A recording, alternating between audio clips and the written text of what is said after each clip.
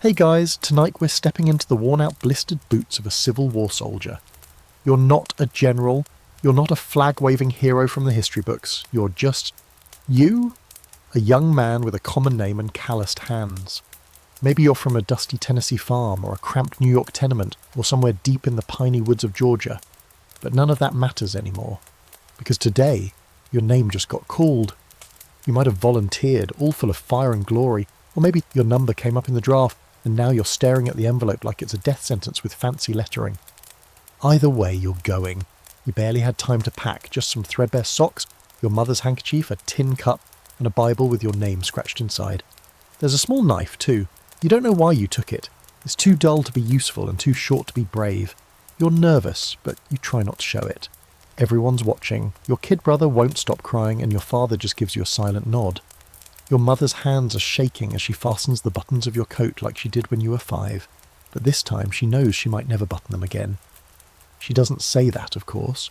She just smooths your collar and kisses your cheek like it's any other morning. Outside, the sky is pale with fog, and the roosters haven't even bothered to crow. You sling your knapsack over your shoulder, trying to hide the limp it's already giving you. The wagon waits at the end of the road to take you to the depot. You climb in with 4 other boys, 2 you know, one you fought once at a barn dance, and one who looks about 12 and smells like vinegar. Nobody talks much. There's the occasional dry cough or mutter about rations, but mostly it's quiet. Each of you's already somewhere else in your head, doing the math you don't want to admit to. How many come back? How many don't? What does it mean to kill someone? And what if you can't? The town square's barely awake when the wagon rolls in, but a few neighbours shuffle out to see you off. Some give nods or wave handkerchiefs. The pastor makes a show of placing his hand on each of your shoulders, saying something about courage and providence, but you're mostly thinking about whether you remembered to pack your spare socks. Then the train whistle screams, sharp and metallic, and your spine locks up like a drawn musket. The iron beast lumbers into the station, puffing thick clouds of smoke that reek of coal and sweat and steel. It's your ride to the front, or at least to the first stop before your legs do the rest. The conductor's barking orders, soldiers are shouting over each other, and your heart is pounding like it's trying to desert without you. You board. The wooden benches are cold and splintered, and already sticky from whoever was here last. Through the soot-smeared windows, your mother is still there. She hasn't moved. Her mouth's doing that thing it does when she's praying, though you can't hear the words. You want to wave, but you don't. You just look, memorize her face at her, tuck it somewhere deep, behind the part of your brain that's already preparing for gunfire and marching and whatever else hell looks like. And then it happens. The lurch forward. The engine groans, the wheels scream against the rails, and suddenly you're not just a farmhand or a clerk or a cobbler's apprentice. You're a soldier. One of thousands being funneled towards something you only half understand. You pass miles of open fields, muddy rivers and barns full of hay that looks like gold under the morning light. You see children running alongside the train, waving. A few girls lift their skirts just enough to scandalise and encourage. You pretend not to notice, but you do. It's on this ride that you start to hear the stories. The guy across from you claims his cousin saw a man lose his face to a cannonball. Another says a bullet once shot straight through his father's Bible but didn't touch him. One boy jokes he hopes his own Bible is that thick. Everyone laughs too loudly. But behind the noise, there's a quiet understanding beginning to settle in. You won't all come back.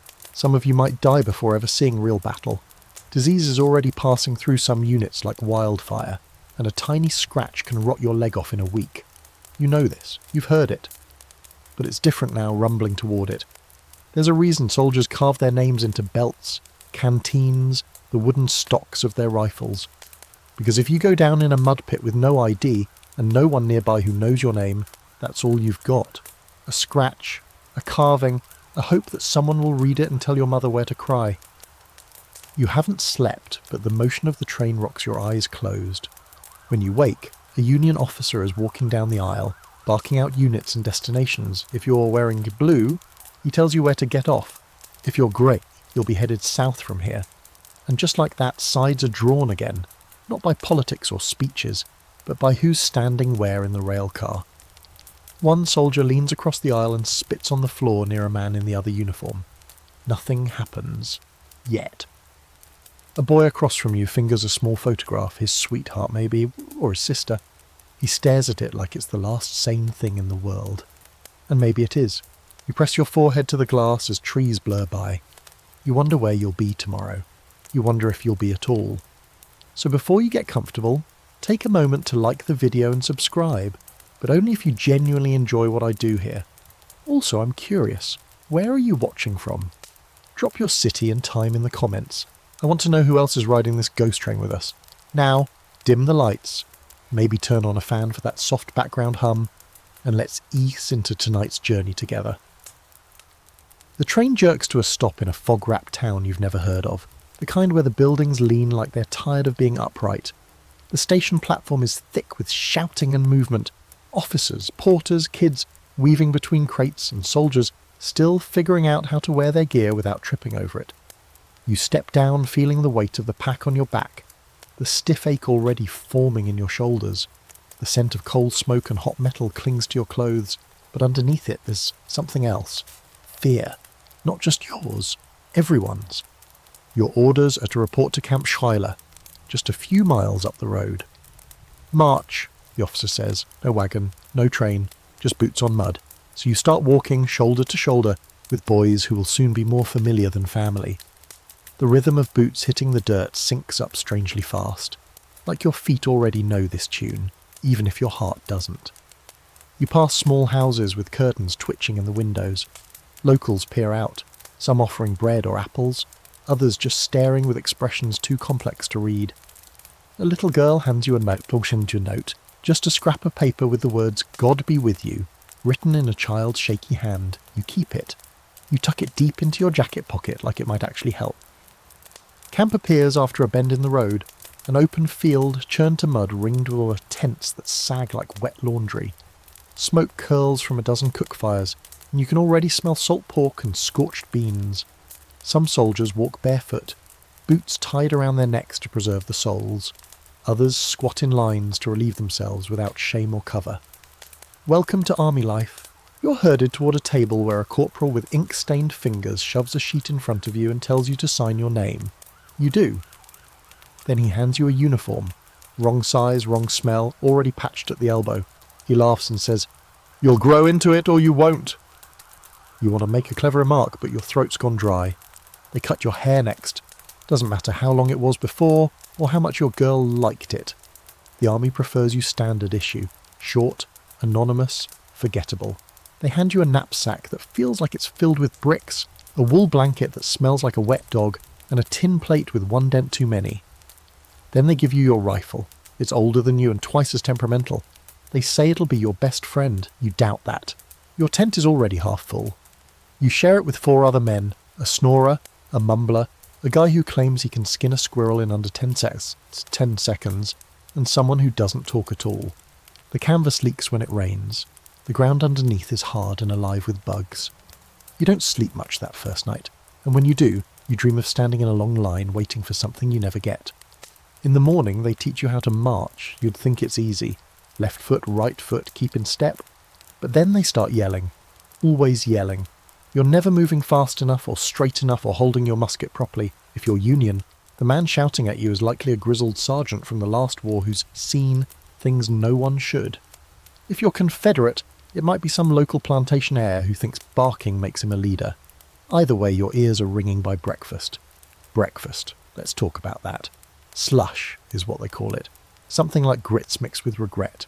There's always too much salt or none at all. You eat it anyway. Because if you complain, you go hungry, and nobody wants to be hungry on a 10-mile march or when they're digging latrines. Ah yes, latrines. Not exactly the glamorous part of soldiering, but real nonetheless. Trenches lined with planks if you're lucky, just holes in the ground if not. No privacy, no mercy. Dysentery is already whispering its way through camp. You can hear it in the groans and the shuffle of boots making midnight runs to the pit. One guy collapses next to you mid-march. They carry him off. You don't ask what happened. You already know. The strangest thing? The camp has its own rhythm. Despite the misery, there's music at night. Fiddles, banjos, even some harmonicas. Laughter too, raucous and desperate. One guy juggles potatoes until they burst. Another has a pigeon that rides on his shoulder like it knows what's coming and wants a front row seat. There's always someone trading contraband coffee for tobacco or sneaking away to chase a rumour about whiskey. Then there's the chaplain. He shows up like clockwork with a pocket Bible in one hand and a look that says he's seen more death than miracles. He tells you to write letters home, says it's important, says it keeps the ghosts away, so you write. You keep it simple, you lie a little. Everything's fine. I'm healthy. We're ready. But are you? There's talk of movement soon, real movement. Brigade from up north just passed through, silent tight formations, eyes like stone. Some of their uniforms were stained dark at the knees and elbows. One had no boots. They say they were at Bull Run, or Shiloh, or somewhere worse. Wherever it was, they don't talk about it. They just eat in silence, clean their rifles and stare at the fire like it might burn something other than wood. You get your first marching orders the next morning. Move out by dawn. That's it. No map, no speech. Just a muttered confirmation from a sergeant chewing on a toothpick like it owes him money. You pack your gear in silence, your hands moving on instinct now. You feel your stomach twist as the sun rises, but you don't say anything.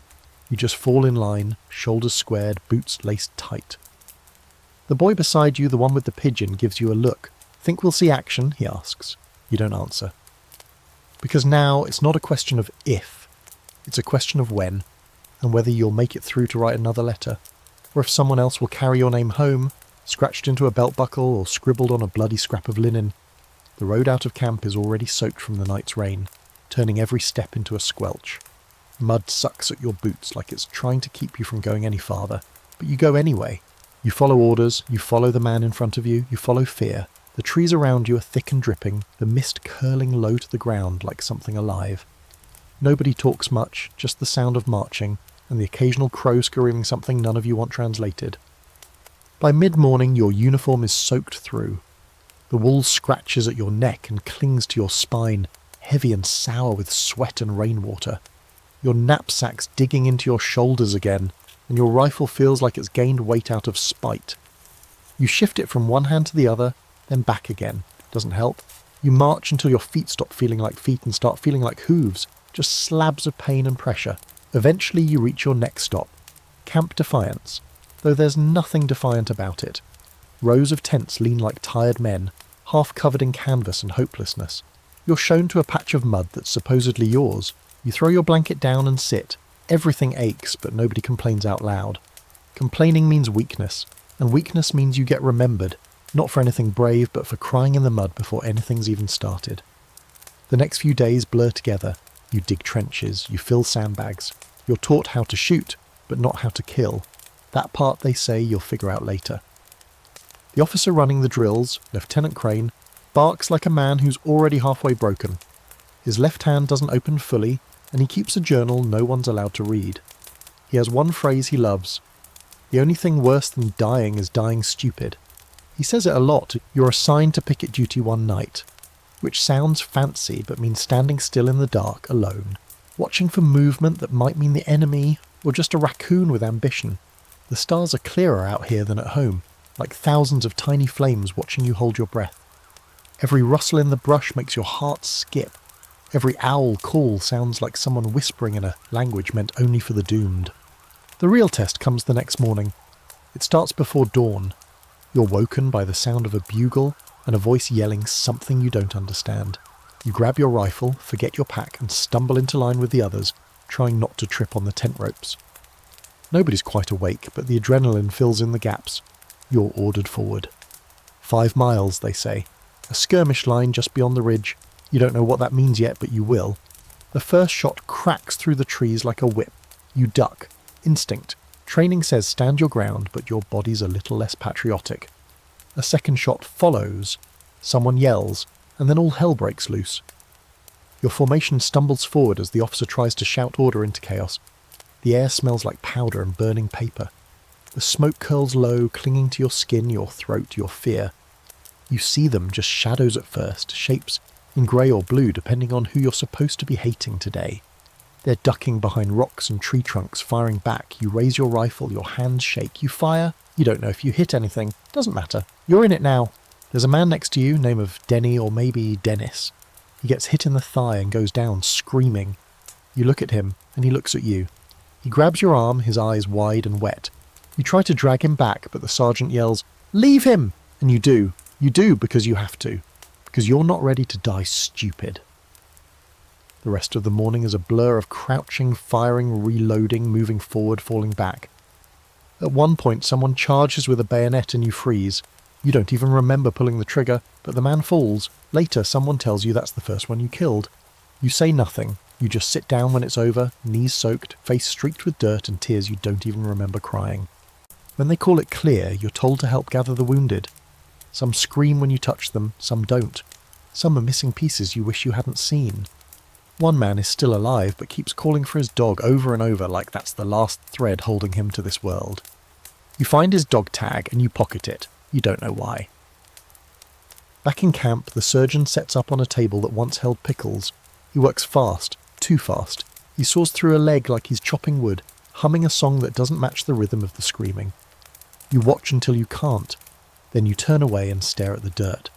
Someone vomits nearby. Someone else starts praying in a language you don't speak. All of it becomes background noise to the pounding in your chest.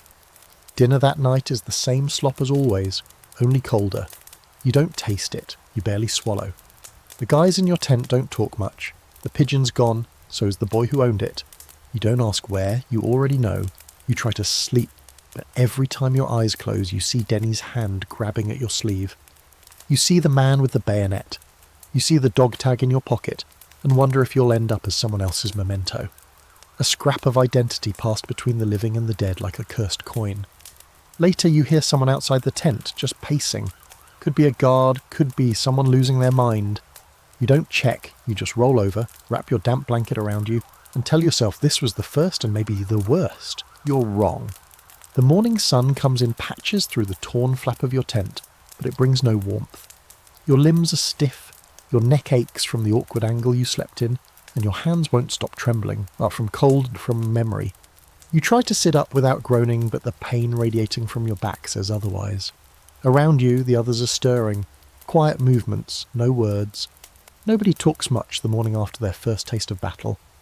There's nothing to say that doesn't sound stupid. After some half-burned coffee and more tasteless mush, you're ordered to the parade ground for drills. Again. Apparently you survived one skirmish, but that doesn't mean you're doing it right. Sergeant Harrow starts barking orders like he's got something personal against your feet. March, pivot, form ranks. Left, right. You can feel the blisters already blossoming under your boots, soft and angry. Marching in formation is less about battle and more about rhythm. Discipline. Showing your body who's boss, even when your brain is still floating in the smoke of yesterday's chaos. They make you repeat a maneuver so many times that the grass beneath your boots turns to churned earth. You pivot until your ankles scream. If you're gonna die, Harrow growls, at least die lined up properly. You want to hate him, but there's something in the way he says it that tells you he's seen too many boys die sloppily. After the drills, you finally get a brief moment to sit. You find a log near the edge of camp and collapse against it, your rifle across your lap like a nervous dog. Around you, the camp is alive in its own strange rhythm, cooks clanging pots, blacksmiths hammering shoes for horses that haven't arrived yet, someone tuning a fiddle like it might chase away the war. A courier gallops through the mud with dispatches tucked under his arm. Another regiment is passing through soon, and yours might be moving out again. Everyone tenses at the word movement. It could mean anything, reinforcements, a raid, or worse, nothing, more waiting. Waiting is almost worse than fighting. At least fighting gives you a goal, waiting just gives you room to think. After dinner they call for a training session on hand-to-hand combat.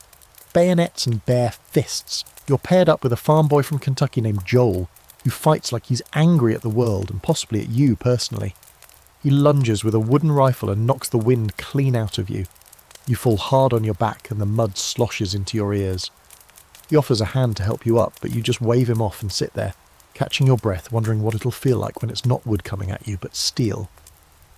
That night, under a sky smeared with stars, you sit by the fire and listen to stories. Everyone's got one now. Real ones. The guy across from you says he saw his cousin lose half a face to a misfired cannonball. Another tells a story about a soldier who got shot, didn't know it for half a mile, then fell over dead mid-sentence. Someone else swears there's a Confederate soldier who dresses like a ghost and only fights at night. You all laugh too loudly at that one. Nervous laughter. The kind that lets your lungs know you're still here. And then there's the lice. You don't know when they arrived, only that now they're part of the unit. Everyone itches, everyone scratches. You watch a guy named Burke boil his shirt over a small fire, then slap the fabric dry against a rock. "Kills the bastards," he mutters. You follow suit. Your skin's already rubbed raw from the wool and the marching, so what's a little more damage? Sleep comes in snatches. You lie down and stare at the canvas ceiling of your tent, listening to the wind run its fingers through the trees. Somewhere a wolf howls. Or maybe it's a dog. You imagine it's yours from back home, even if you never had one. Anything to feel like you're not entirely alone. The next day begins with rain. Again, you wake to puddles forming inside your tent and the musty smell of wet wool thick enough to chew. Your boots are soaked before you even stand. Marching drills are cancelled, but trench duty isn't. You're handed a shovel and told to dig along the eastern perimeter. The mud is heavy, thick like gravy, and every shovelful feels like it weighs as much as your regrets. "Faster," says a corporal who isn't even holding a shovel himself. You think about swinging yours at him just for a second, just long enough to picture it. Then you keep digging. Midday, there's a medical inspection. You're told to line up and drop your trousers.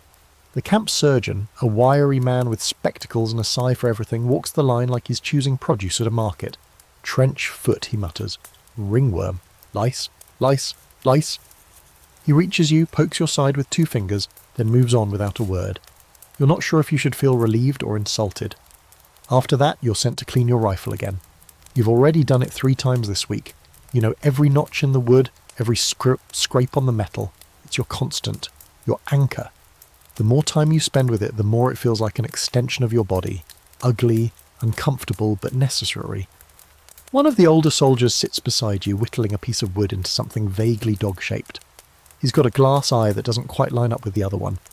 He tells you he fought in Mexico, says the heat was worse there, but the killing felt easier somehow. You'll get used to it, he tells you. You're not sure that's a promise or a threat. That night, lightning flashes in the distance, far off but close enough to shake the ground a little. You count the seconds between the flash and the rumble, like you used to during childhood storms, but now it feels different, more personal, like the sky's not just angry, it's warning you. You try to write a letter home before bed. You begin with "Dear Mother," then stare at the blank space for a long time. What do you say? "I saw a man bleed out through his boot." "I watched a friend chew coffee beans to stay awake and talk to God about it afterward." In the end, you settle for, "I'm fine, we are training hard, the weather's rough, I think of you every night." You fold it, seal it, and hand it to the mail runner, who looks like he should still be in school. Lying down, you whisper the same silent thought you've had every night since you arrived. Just one more day. Let me see one more day. The sky is still dark when someone kicks your boot. You jolt upright, heart pounding, hands scrambling for your rifle before your brain even catches up. "Up! Skirmish detail!" a voice barks outside the tent. You're already moving. Half-dressed, boots sloppy, belt askew. The others in your tent don't say much, just a few groans and one quiet prayer. Everyone's too tired for questions. You fall in line, blinking against the pre-dawn gloom, the cold clinging to your skin like second thoughts. You march in silence, breath misting in the air, footsteps muffled by the wet grass. Nobody tells you exactly where you're going. All you know is there's a ridge ahead, and something or someone might be on the other side of it. Could be another scouting unit, could be the enemy, could be nothing. But that's the thing about war. It's not the certainty that kills you, it's the possibilities. When the sun finally breaks over the trees, it's pale and watery, like it's apologising for being late. You're crouched in a thicket now, brush scraping your face, knees in cold mud, rifle cocked and ready. Ahead in the clearing there's movement. Not much, just enough to make your blood freeze. The first shot doesn't come from your side, it cracks through the air like a whip, and suddenly everyone's shouting. You fire back before you even see what you're aiming at. That's how it works. Reaction before recognition. Someone beside you screams and falls. You don't look. You've learned not to. The noise turns everything metallic and hollow, like you're underwater, and your heart is beating too loud for you to think. The enemy is closer now, grey shapes darting through the trees, muzzle flashes lighting up their faces in bursts. One of them looks young, maybe 16. He's so close you can see the whites of his eyes. He raises his rifle, but he hesitates. Just a moment. That's all it takes. A shot rings out, and he goes down like a marionette with its strings cut. You didn't pull the trigger. but you watched. That's enough to make your stomach knot. The line breaks. On their side or yours, you can't tell. You're too busy trying not to die. Mud sucks at your boots as you scramble backward, rifle jamming as you try to reload. The enemy retreats, or maybe they just reposition. Either way, your sergeant waves the signal to hold. You're panting, your hands are numb, your face is streaked with mud and sweat and something darker. Then silence. No gunfire, no shouting, just the soft whisper of wind through the grass and the eerie creak of the trees. Someone groans behind you, and a medic rushes past with a tin of bandages and hands too steady for someone so young. You collapse onto your elbows, your breath ragged, trying to tell if the pounding in your ears is your heart or someone else's. After an hour of tense waiting, your unit pulls back. Not a victory, not a loss. Just one of those terrible in-between moments that litter this war like broken glass. You march back with fewer men than you came with, but you don't ask how many. You just count the boots still moving beside you. At camp, you sit on a stump and try to clean your rifle. The barrel's clogged with powder and grime. Your hands won't stop shaking. Across the way, a soldier picks mud out of his ear and laughs like it's the funniest thing in the world. Another is scribbling something on a scrap of paper, eyes glazed over, lips moving in silence. Nobody asks what he's writing. Could be a love letter. Could be a last letter. Then you notice the smell. Not the gunpowder or the sweat or even the rot you've grown used to. This is something worse, something sickly and sharp. You follow it to the edge of camp where the bodies have been laid out side by side, covered in tarps or coats. Some have names pinned to them, others don't. One of them is the quiet kid from your tent, the one who never spoke, not once. Now he never will. You stare at his boots for a long time, longer than is probably decent. One is missing a lace. You wonder if he ever noticed. They bury the dead that evening, quick and dirty, in shallow trenches near a cluster of trees. No speeches, no prayers, just shovels and silence and the occasional sob someone tries to hide. You help cover the bodies with dirt. The thump of each shovelful is like a punctuation mark you can't erase. Later you'll dream of that sound. Dinner is cold salt pork and stale bread. No one complains. Even the complainers are quiet tonight. You eat slowly, chewing each bite like it's your last. Not because you think it will be, but because you know it could. One of the officers makes a speech about valour and resilience. No one listens. Someone starts humming a hymn, low and trembling. Others join in. It's the saddest choir you've ever heard. You try to write another letter, but all you manage is a smear of ink and the words, "We're still here." You fold it anyway. Maybe that's enough. That night, as you lie on your back staring up at the canvas roof, you start to realise something. The war isn't made up of grand battles and stirring speeches. It's made of days like this. Mud and marching and a kid you barely knew, now buried under a nameless tree. It's made of rifles that jam, boots that blister, and choices you never meant to make. It's made of the moment when someone hesitates and someone else doesn't. And still, you lie there, willing your body to rest even though your mind won't. You try to remember the sound of your mother's voice, the smell of home cooking, the look your father gave you when he handed you your first pocket knife. You try to pull those memories close like a blanket, something to keep the night chill off your soul. Just before you drift off, someone outside the tent whispers, "We'll be moving again soon." And for a moment, you feel a knot of dread form deep in your gut. But it's almost a comfort now knowing that you'll keep moving, because stopping somehow feels worse. The next morning smells like smoke metal and something sour beneath it all, like spoiled milk left in the sun. Your eyes open slowly, dry and gritty from sleep that never quite settled. You lie there for a moment, cocooned in your damp blanket, just listening. No gunfire, no yelling, just the soft shifting of bodies waking up and the distant rhythmic thump of boots in motion. The calm before something. You don't know what yet. You never do until it's on top of you. You sit up and wince. Your back cracks like a branch underfoot. A mosquito buzzes by your ear, bold and confident. You swat it, miss, and swing your legs over to the floor of the tent, which is more mud than dirt at this point. Your boots are cold, stiff, and slightly green around the soles. Doesn't matter. You jam your feet in and lace up with fingers that still ache from gripping a rifle too long the day before. Outside it's foggy, not just mist, real, full-bodied fog, like the sky has dropped to the ground and decided to hide everyone from each other. You can only see a few feet ahead, which somehow makes it worse. A man could be 5 paces away and you'd never know. You could walk into your own ambush. You're ordered to report for medical rotation. That's not good. You're not sick, not exactly, but you're sore, and your stomach's been rolling like a wagon wheel for days. At the field hospital, a long tent flanked with flies and moans, you sit on a wooden bench that's damp from more than just morning dew. Across from you, a man holds his arm with a rag soaked in what you really hope is iodine. His eyes are half closed, lips muttering something over and over. It might be a prayer, it might be nothing. Then comes the surgeon, Dr. Talmage, thin as fence wire with a pair of glasses that always slide halfway down his nose. He smells like vinegar and pipe smoke. His sleeves are rolled up and there's dried blood on his apron that's been there so long it looks like rust. He's not cruel, just detached, like he's seen too much to pretend it still matters. He prods at your ribs, checks your throat and asks if you've had any unusual bowel activity. You lie, say you feel fine, say you're just tired. He nods like he's heard it before, which he has, every day. Then he pulls out a small bottle and offers you a spoonful of something thick and bitter. Tastes like pine tar and despair. Tonic, he says. Keeps the edge off. Next to the tent, a soldier screams as a leg is sawed off. You try not to listen, but the sound is impossible to ignore. Sharp, desperate, broken. You flinch with every cry.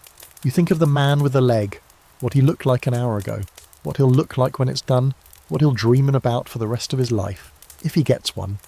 Dr. Talmage pauses beside you on his way to the next patient. "You keep your feet dry, boy," he says, eyes serious. "You lose those, you lose the war." And then he's gone, moving like a shadow with a scalpel. After that, you're sent to dig again, this time for graves. A few of the dead from the skirmish 2 days ago were just found in a ditch, half covered by leaves, one with a musket still clutched in his hands. You don't recognise any of them, but that doesn't matter. They're still yours.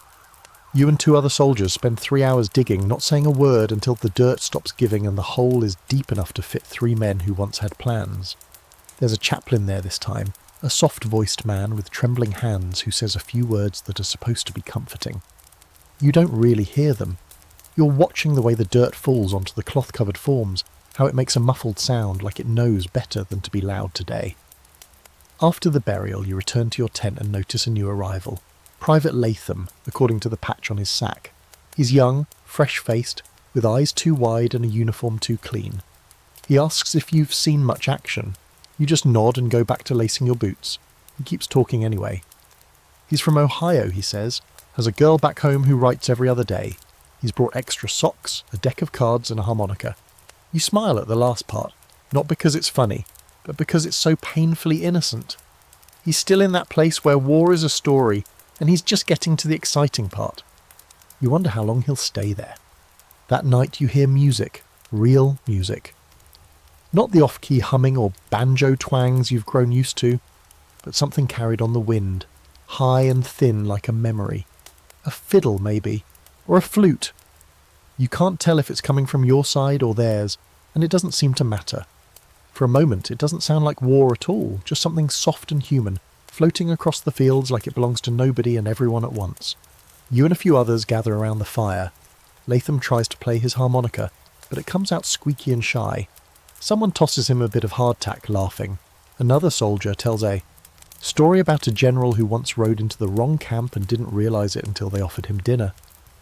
You all laugh at that, a full, ragged laugh that feels like peeling off a heavy coat. Then someone asks about the rumours, about the soldiers who deserted last week, about the disease working its way through the southern lines, about the shipment of supplies that never came. You all fall quiet again, because nobody knows, because it's easier not to. You try not to think about the open questions, the ones that hang in the air like smoke. Will you make it home? Will the war end this year? Will anyone remember your name if you don't? You think of your mother's face, the one you held in your memory so tightly that even now, when everything else feels frayed, you can still see the way she tucked your hair behind your ear that morning you left. You lie down in your bedroll, the damp rising up through the canvas and into your bones. You shift, groan, pull your blanket tighter, and try to find the version of sleep that doesn't include blood or screaming. You know it'll be a long night. They all are. But still, you whisper the same words you always do, barely audible, just to yourself. Just one more day. You stop noticing what day of the week it is. Time slips into a strange rhythm, not marked by calendars but by drills, marches and the scrawled numbers on the supply logs. The weather flips like a coin, scorching sun one day, bone-deep cold the next. But the only real constant is the noise, hammering, coughing, shouting, snoring. The war hums in the background, even when no shots are fired. Even in stillness it echoes. This morning the sergeant brings news. Reinforcements are arriving, and with them, the return of a few soldiers from another unit, men who had been sent home to recover, now healed enough to rejoin the fight. Among them is a familiar face, not one you know exactly, but one that stops you in your tracks. He looks like someone you used to know back before this started. The resemblance is uncanny. Same brow, same tilt to the head. For a wild second you think maybe it's your cousin Eli, or someone from back home, but when he speaks, the voice is wrong, too gravelly, too hollow, and the uniform he's wearing is grey. The two of you lock eyes for a moment. There's no shouting, no weapons drawn. Just quiet recognition, a kind of silent nod between people who would have shared bread before the war, maybe danced at the same harvest fair. Now you're enemies, at least officially, and that's the weird part. You realise how many of them look just like you, speak like you, pray like you. They're not monsters, not devils, just men wearing different coats. You've been taught to hate them, told they're traitors or tyrants or thieves, but when you see one cry over a letter or share a canteen with a wounded friend, something inside you hesitates. Because deep down you know, this war isn't about monsters. It's about choices and uniforms. Later that afternoon, a Confederate prisoner is marched through camp. He's not in chains, just surrounded by armed guards who look almost embarrassed to be there. He's a wiry man with a split lip and a bandage on one hand, probably from a fight that didn't go his way. But what's odd is how calm he looks. He doesn't seem scared. If anything, he seems bored. As if captivity is just another stop on a very long, very strange journey. Some men shout at him as he passes. Call him names you wouldn't say in front of your mother. One throws a rock, but it misses, rolling into a puddle. The prisoner just keeps walking, eyes forward, hands at his sides. When he glances your way, you see something unsettling in his face. Not hatred, not shame, just tiredness, the kind you know too well. In the evening, you sit with Private Latham, who's somehow kept the harmonica from being stepped on or stolen. He asks if you've ever thought about switching sides. The question isn't meant to be serious. He says it like a joke, but your silence gives him pause. I just mean, he says, backpedaling, do you ever wonder if we're on the right side? You nod, slowly. Because the truth is, every man out here believes he's fighting for something noble, even if none of you are exactly sure what that is anymore. Latham pulls out a newspaper clipping from home, folded and worn to the point of transparency. It's an editorial about secession, about liberty and freedom and preserving a way of life. You look at it for a long time and hand it back without a word. You could argue, you could bring up everything you've seen. Slaves running barefoot, buildings burned to ash, children picking through the wreckage of what used to be a home. But what would be the point? The next morning during roll call, a soldier is missing. Nobody knows where he went. Desertion is becoming more common now, especially after dark, especially for those who haven't seen combat yet. It's not bravery that makes a man stay. Sometimes it's just guilt, or shame, or fear of being shot by his own officers if he runs, and maybe that's the only thing keeping your boots in this camp right now. But the missing soldier is found by evening. He didn't run, he just wandered too far during latrine duty, then got turned around in the woods. By the time he's brought back, he's shaking like a leaf, convinced he heard voices.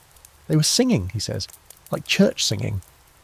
No one believes him, but that night you swear you hear it too, just for a second, a faint, distant choir drifting through the pines. Could be the wind, could be ghosts. After that, you're given a break from drills. The officers say they want you rested, which usually means they want you ready to bleed soon. You spend the morning cleaning your rifle again, counting the seconds it takes to reload. You've got it down to 18, which is decent, not great.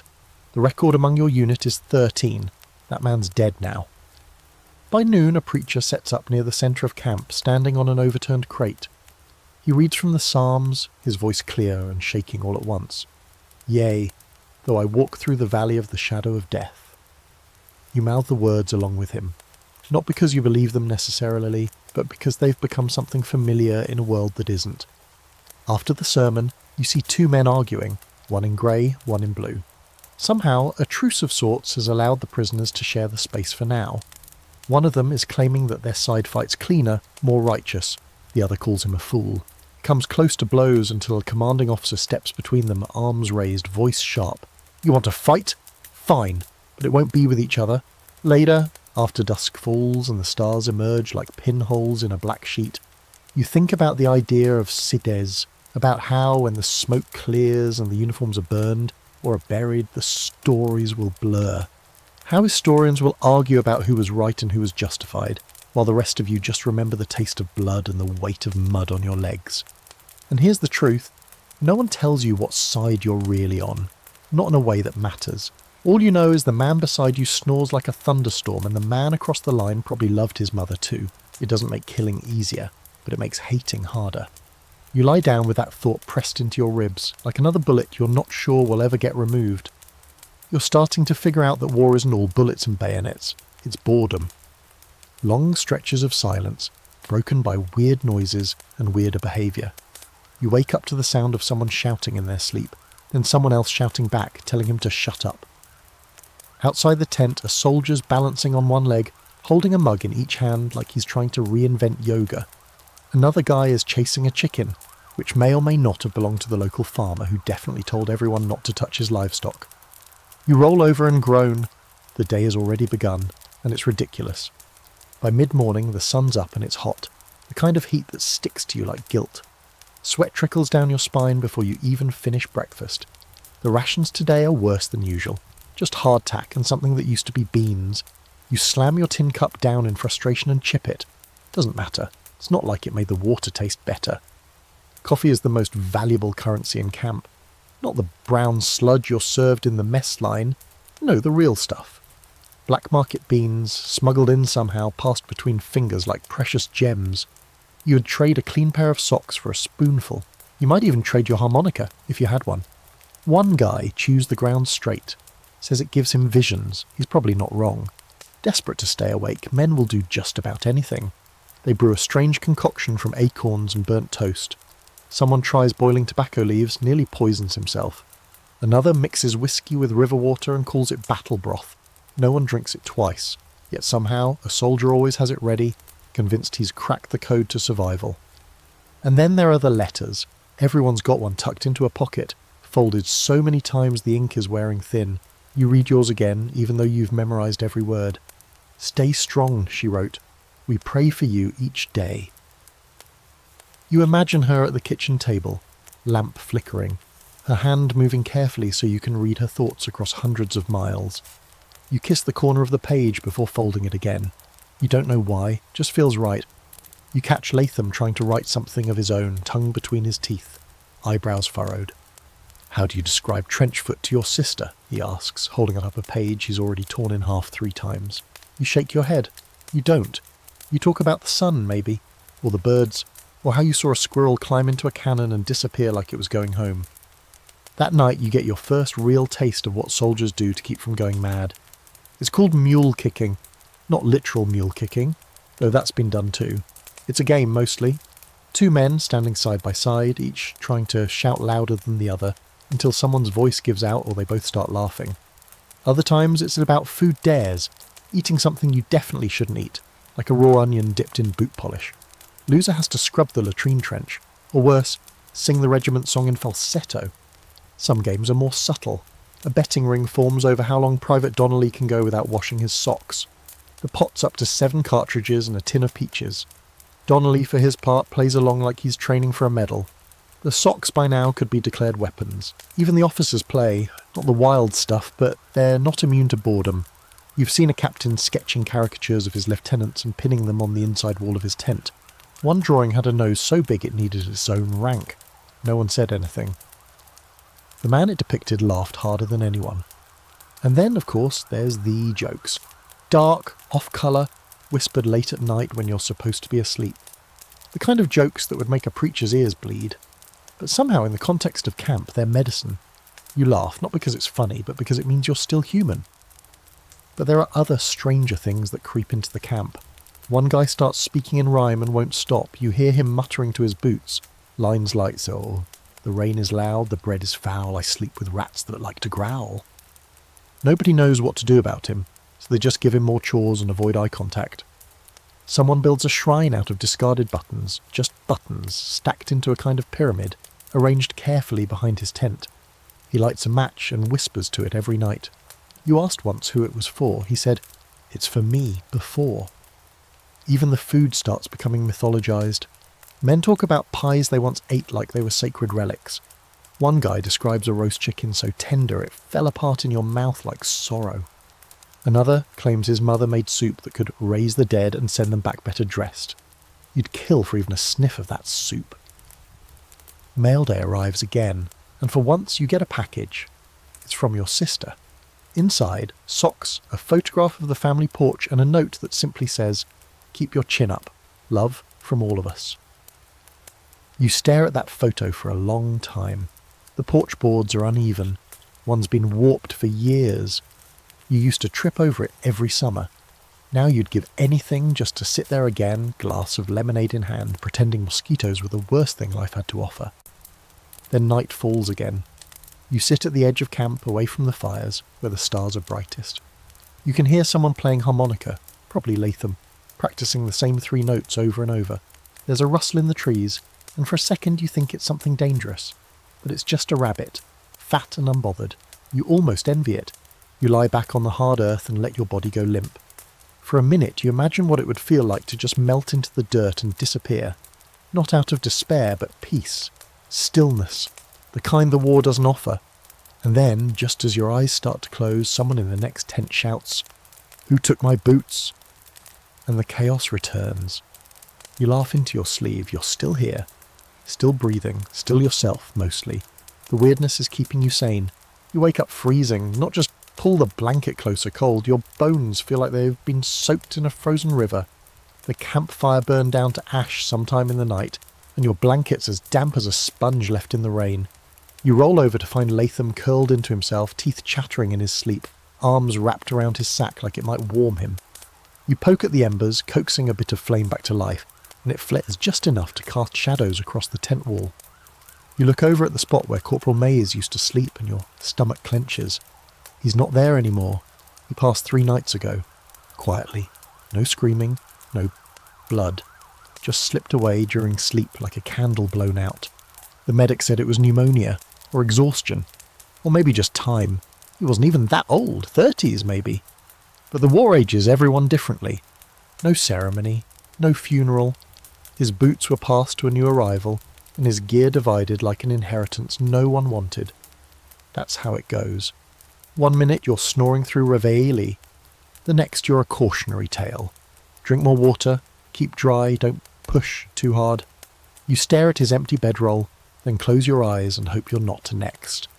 Later that day, it's your turn for water detail, which means hauling buckets from a stream half a mile away through brush that scratches at your shins and buzzes with insects that seem unusually invested in your misery. You pass a squirrel that's picked up a discarded button and's trying to chew it. Everything's going a little mad out here. You wonder if it's contagious. On your way back, you spot something odd. A body curled at the base of a tree just off the path, not one of yours. Grey coat, no hat. Looks like he's sleeping, except there's a dried patch of blood near his temple and a musket laid neatly beside him. You don't touch him. You just stand there watching, wondering how long he's been here. How long it took before the bird stopped circling. You say a quick prayer, awkward and quiet, then move on. You've learnt that stopping for too long makes things worse, especially inside your own head. Back at camp, you find out 2 more soldiers are down with fever. They've been moved to the sick tent, which is really just a darker tent with worse air and no room to breathe. The medic tries to smile as he wraps a cloth around someone's forehead, but his eyes say he knows what's coming. You hand over your water buckets and step out as quickly as you can. You already feel the heat in your chest, imaginary or not. You sit outside on a log trying not to think. That's the hardest part sometimes. Not thinking. Not wondering who's next or how long you've got or whether that cough you keep hearing in the back of your throat means anything. The quiet creeps up around you like vines, until someone starts coughing violently in the next tent and the spell breaks. As the sun sets, your stomach reminds you that it hasn't been full since Christmas. Supper is salt pork boiled in something that might once have been broth, accompanied by a crust of bread with the texture of a shingle. Still, you eat every bite. Hunger teaches you gratitude in strange ways. Latham joins you and pulls out a tiny paper-wrapped bundle from his coat. "Peppermints," he says with a grin. "From home." He breaks one in half and hands you a piece. It melts slow on your tongue, sharp and sweet, cutting through the taste of ash and sweat that's permanently settled in your mouth. For a moment, it takes you back. Sunday afternoons on the porch, pockets stuffed with candy from the corner shop, a breeze light enough to pretend life was easy. You savour it like a secret. That night, you're assigned to the outer perimeter. Watch duty. You wrap yourself tight and position yourself between two tree stumps, rifle across your lap, eyes scanning the woods for movement that might not even be real. The moon is out, half full and casting enough light to see by, but not enough to feel safe. Every rustle, every snapping twig sets your nerves on edge. You think about the soldier in the grey coat. Wonder if anyone ever came looking for him, or if he just faded into the dirt, another forgotten piece of the story. You wonder if that'll be you, if one day your name will only be known to whoever's carrying your letters back home. You touch the one in your pocket, folded and creased beyond readability. You can't bring yourself to rewrite it. Too many memories trapped in the ink. And then it happens. You look to your left, and the man on watch beside you isn't moving. At first, you think he's just dozed off, which wouldn't be a surprise, but something's wrong. He's slumped, at an odd angle, eyes half open, breath not fogging in the cold air. You inch over, gently shake his shoulder. Nothing. He's gone. No wound, no scream, just gone, like the breath left and forgot to come back. You stare at him, the quiet pressing in like snow. He was there. Now he's not. Just another casualty of waiting. You call the guard over, they carry him off without ceremony, another notch in the count, another ghost in the woods. When your shift ends, you can't sleep. You lie awake, eyes open, watching the canvas ceiling ripple in the breeze. Your body is exhausted, but your mind refuses to shut down. You think of your bunkmate's shallow breathing, of the sick tent, of maize, of the peppermint still lingering on your tongue, and the man beside you who wasn't breathing anymore. Death here isn't always loud. Sometimes it slips in silently like fog, wraps around you without warning. You start to understand that not everyone dies on the battlefield. Some die in their sleep, some die before they even get a chance to fight, some die walking, some die waiting. You're still here. But for how long? You don't ask. You just whisper that same familiar line, barely audible through the night. Just one more day. The march begins at first light, though there's nothing especially light about it. The skies are dull grey, the kind that doesn't bother with sunrise, just brightens enough to remind you there's no escaping it. The order comes with little warning. Pack up, move out. You barely have time to lace your boots before the bugle sounds. Your knapsack groans as you lift it, the weight already familiar, already hated. You sling your rifle across your back and fall into the long, staggered line of weary men stretching out across the field like a slow-moving scar. Mud is immediate. Thick, sucking, treacherous mud that grabs at your heels and makes every step a gamble. It's not the dramatic part of war, but it's the part that never lets up. Your boots squelch and your socks soak through within the first mile. The chill settles in fast, curling around your toes and creeping up your legs like it's got a vendetta. You try to keep your balance, not just physically but mentally. One foot in front of the other. That's all you can do. Latham marches beside you, his harmonica tied to the strap of his bag, bouncing with every step. He's quieter than usual, which says something. Every so often he winces and reaches down to rub his ankle. You don't ask. Everyone has something that hurts now. No one's whole anymore. Not really. By mid-morning the rain starts. Not a downpour, just a persistent drizzle that seeps into your collar, your sleeves, the cracks in your will. You pull your coat tighter and lower your head, watching the boots in front of you, stepping where they step, slipping where they slip. The line winds through trees, past a burned-out farmhouse, its chimney still standing like the ghost of comfort. There are signs of a skirmish here. Broken fence posts, splintered wood, a single boot lying in the road, empty. You stop for a rest near midday. The officers call it a 10-minute break, but everyone knows that means maybe 6 if you're lucky. You drop to the ground with a groan, back against a tree, feet outstretched and steaming slightly in the cold. You yank off your boot and curse under your breath.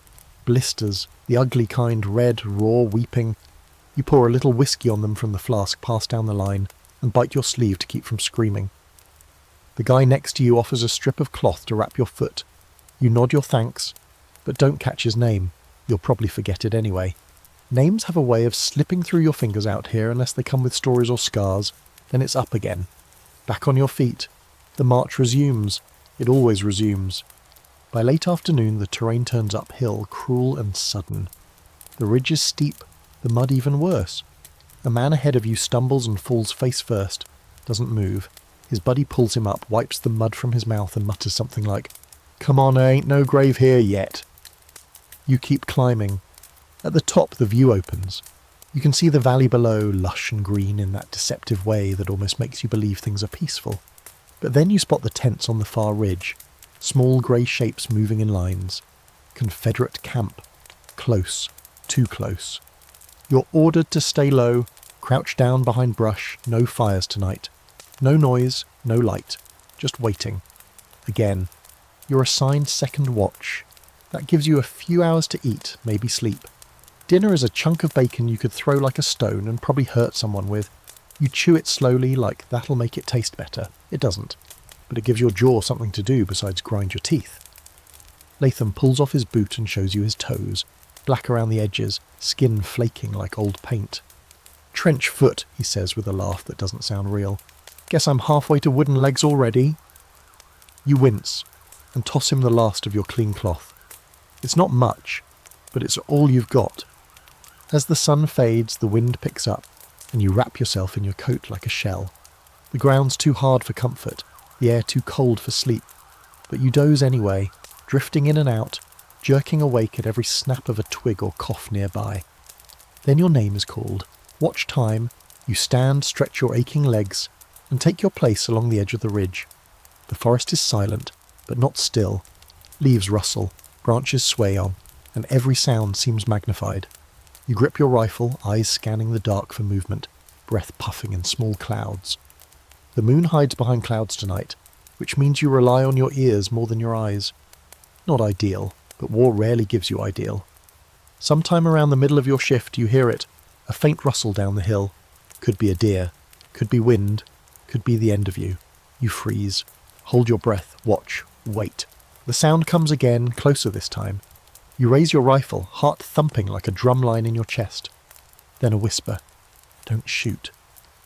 The voice is low, trembling, close. You don't lower your weapon. Lost. I got lost. Union, I swear. A figure steps into view, hands raised, unarmed, uniform tattered. You squint, try to make out the insignia. It's hard to tell, your finger twitches near the trigger. Private Elkins, 3rd Regiment. Took a wrong turn after water detail. I swear on my mother's grave. Your sergeant steps in behind you, silent as a ghost, and grabs the man by the collar. Pulls him in for inspection. "He's one of ours," he mutters after a moment. "Lucky you didn't shoot." You nod shakily and lower your rifle. Elkins slumps to the ground, breathing hard, mumbling thanks. You say nothing, just turn back to your post and stare into the dark like it's staring back. When your shift ends, you return to your spot by the others, but sleep won't come. Your hands are still shaking. Your head's full of questions you don't want the answers to. What if he hadn't spoken? What if he had? What if you'd fired? The war keeps teaching you new ways to break. As dawn creeps back over the ridge, pink and cruel, you rub your eyes and try to believe that surviving another march is the same as winning. Your feet throb. Your shoulders ache. Your mind spins. But you're still here. Just one more day. The next morning brings no relief. Your body groans as you shift upright, every joint registering a formal complaint. You stretch or try to, but the muscles in your legs cramp and seize like they're punishing you for daring to lie down in the first place. Around you, the camp rustles to life in its usual reluctant way. Boot scraping, tin cups clinking, someone cursing over spilled coffee. You glance toward the horizon. Fog still clings to the trees like a shroud. The valley below is barely visible, and yet the orders come in clear as ever. Move out. Again. This march is different, tighter, more tense. There's an edge in the air, a nervous buzz that seeps into your bones. Scouts came back during the night with word of enemy movement in the nearby woods. Snipers, maybe, guerrillas. Men who fight from the shadows and vanish just as quick. No battle lines, no bugles, just a sudden crack in the trees and someone near you dropping into the mud without warning. Your rifle feels heavier than usual today. You keep your eyes moving, left, right, scanning the tree line, watching for shapes that don't belong. The officers have stopped barking. Even they're quiet now, like noise might attract something worse than a bullet. You march with your finger near the trigger, even though your knuckles are raw from the cold. It's hard to say whether your heart beats from fear or habit. The first shot comes mid-morning. A loud, solitary crack from somewhere high in the trees. Everyone drops instinctively, faces pressed to the mud, rifles up, eyes wide. You don't see where it came from, you don't even see where it went, but you hear the cry, sharp and short, and then the thud of a body hitting the ground. It's the boy from Virginia. Latham doesn't even have time to look before they drag him behind a tree, his shoulders soaked in red. Not fatal, but bad enough. He's pale as a ghost, mumbling, "I didn't even hear it coming." You press your hand to the wound while the medic fumbles for bandages. You've never seen a man's blood this close before.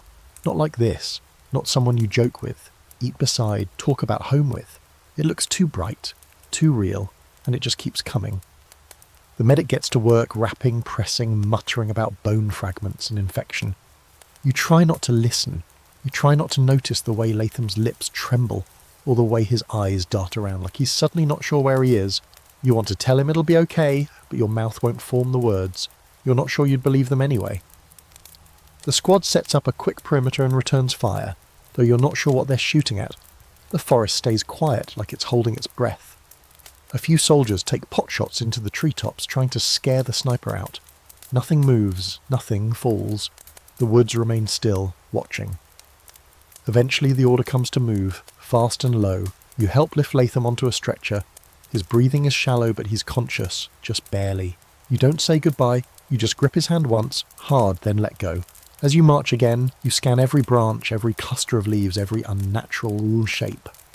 You realise you've started thinking like prey. Not soldier, not man, just something trying not to be picked off. You know the sniper could still be up there, rifle aimed, finger on the trigger. You wonder if he has a name, if he whispers to himself before he shoots, if he feels anything when he sees the body drop. By early afternoon, the company reaches a narrow clearing near a rocky creek. You're told to dig in, temporary encampment while the officers assess the situation, which probably means they're as confused as you are. You're handed a pick and told to start scraping out a trench. You do, arms aching, dirt flying into your boots, sweat cutting through the grime on your forehead. Your stomach growls. You've eaten nothing but a few mouthfuls of cold beans since dawn. One of the guys finds a half-crushed biscuit in his pack and splits it 3 ways. You chew your third like it's fine dining. One of the officers passes by and tells you to stay alert, like that hasn't become your permanent condition. As the sun dips low, the squad sets up for the night. No fires, no tents, just dugouts and cold rifles. You settle into your foxhole, back against the dirt, knees tucked up, trying to keep your rifle dry under your coat. The air is cold again. All was cold, it seems. Your fingers are too stiff to write. Even if you wanted to send another letter, what would you say? Dear Mother, today I was hunted. Sleep doesn't come easy. Every time you start to drift, you hear a twig snap or a cough or a distant owl that sounds too much like a scream. You picture Latham back at the field hospital shivering under a blood-stained blanket, wondering if he'll keep his arm. You remember the crack of the rifle echoing through the trees. You remember the way his blood soaked into your sleeve. Someone on the other side of the trench mumbles in his sleep. You can't make out the words. You don't want to. The forest whispers its own language, a mix of wind and leaves and secrets you'll never understand. You pull your coat tighter and try to count your breaths, but they keep skipping, keep falling out of rhythm. Hours crawl by, you hear nothing else, no more shots, no movement, just that quiet, watching kind of silence that settles in when danger's past, or is just waiting for a better chance. Right before dawn, a messenger arrives. Word from the general. You're moving again at first light. No rest, no warm meal, just more marching, more exposure, more chances to die with your boots on and your name misspelled on a casualty list. You think about Latham, about the boy in grey who never made it off the trail, about the sniper in the trees, about all the eyes you'll never see watching from shadows you can't reach. The war has grown teeth and now it's started biting without warning. As the sun rises, Red and thin through the mist, you stand up, stretch your legs, and whisper the same words under your breath. Just one more day. The mail runner shows up just after dawn, boots caked in mud, breath fogging in the chilly air. He's younger than most, maybe 16, maybe not even that, with a canvas sack that's too big for his shoulders and a hollow-eyed look that says he's seen more than his fair share of bullet holes. You barely notice him at first, until your name is called. He holds out an envelope, limp with moisture and dirt smudges, your name scrawled in faint ink. It's from home. You freeze. Just the sight of your mother's handwriting is enough to make your throat close. You take it without a word and walk away from the others before you open it. Not out of shame, just privacy. This kind of thing you unwrap slow, like it might fall apart in your hands if you rush it. Inside, 5 lines. We are all well. The harvest was thin this year. Thomas built a shed for the goats. I miss you every day. Come home if you can. There's no dramatic flourish, no philosophical thoughts. Just ordinary news from a world that feels like it exists in another lifetime. And yet those words hit harder than any bullet. You run your fingers across the paper, trying to memorize the curve of each letter. You fold it carefully and slip it into your shirt, close to your chest, like armour. Around camp, other soldiers are reading their own letters, their faces flickering through smiles, tears, and stony blankness. One man reads aloud, exaggerating the accent of his sweetheart, drawing laughs from the men nearby. Another finishes his letter, then sets it on fire and watches it burn to ash, never explaining why. You can tell who didn't get anything. They walk slower, talk less. Some pretend they don't care. Others ask if they can read someone else's just to hear what it's like. Nobody says no. That afternoon you're given a few hours of free time. You'd think it's a gift, but idle time in camp is strange. With no battle, no drill, your body doesn't know what to do. You try sleeping but can't. So you walk. Past tents, past the latrine trench, past a group of men playing cards with dirty fingers and sharper tongues. You hear the familiar sounds of army life. Coughing, spitting, arguing over whether cornbread counts as a vegetable. You smile in spite of yourself. You stop near the edge of camp where a soldier sits carving something out of wood. He's quiet, older, with hands that tremble only when they're not working. The thing he's carving looks like a bird, small, crude, but somehow delicate. You ask what it's for. He says, "My daughter likes cardinals." That's it. You nod and walk on. Later, you run into a guy who swears he saw a girl sneak through the trees last night. A local, maybe, or a ghost. She had a lantern, he says. She was humming. Most folks don't believe him, but a few nod like they've seen stranger. One even claims he once heard laughter echoing through the woods when no one was around. He says it wasn't human, just a sound, thick and cold like a breeze from the wrong direction. Then comes the sound you weren't waiting for, distant cannon fire. Not loud, not close, but unmistakable. It thuds in the chest, low and far off like a warning growl. You freeze mid-step. So does everyone else. A brief silence ripples through camp. Eyes meet. Heads tilt toward the sound. Nobody says anything, but you all know what it means. Something's happening. Not far from here. Maybe today, maybe tomorrow. Command doubles the guard that night. Everyone gets nervous when the cannons start talking. You're assigned another perimeter shift, but you don't mind. It's better than lying on your back with your thoughts crawling over you like ants. You take your position behind a rotting fence post, rifle resting on your knees, ears open to the woods.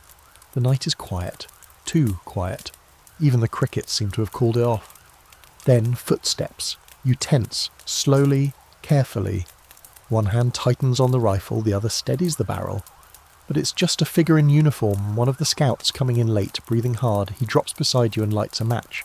His face glows orange for a second. You recognise him vaguely. Name starts with H. Haskins, Hinton, doesn't matter. He says, "They're moving," then falls silent. After a long pause, he adds, "You know, I had a girl once, long red hair, could sing like a meadowlark." He stares off into the trees.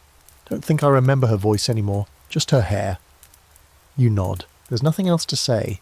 When your shift ends, you return to camp and find a letter waiting for someone who's not here anymore. The mail runner didn't know, no one told him. You read the name on the envelope and your stomach twists. It's May's. The letter is from his sister, postmarked 3 weeks ago. You don't open it. You can't.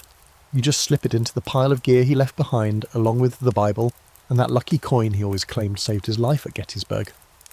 You try to lie down, but your back won't let you. You lean against your knapsack instead and listen to the wind rustle the trees. It sounds like a lullaby you don't quite remember. You pull your coat tighter and stare at the sky. Stars flicker above, faint, flickering, but still there.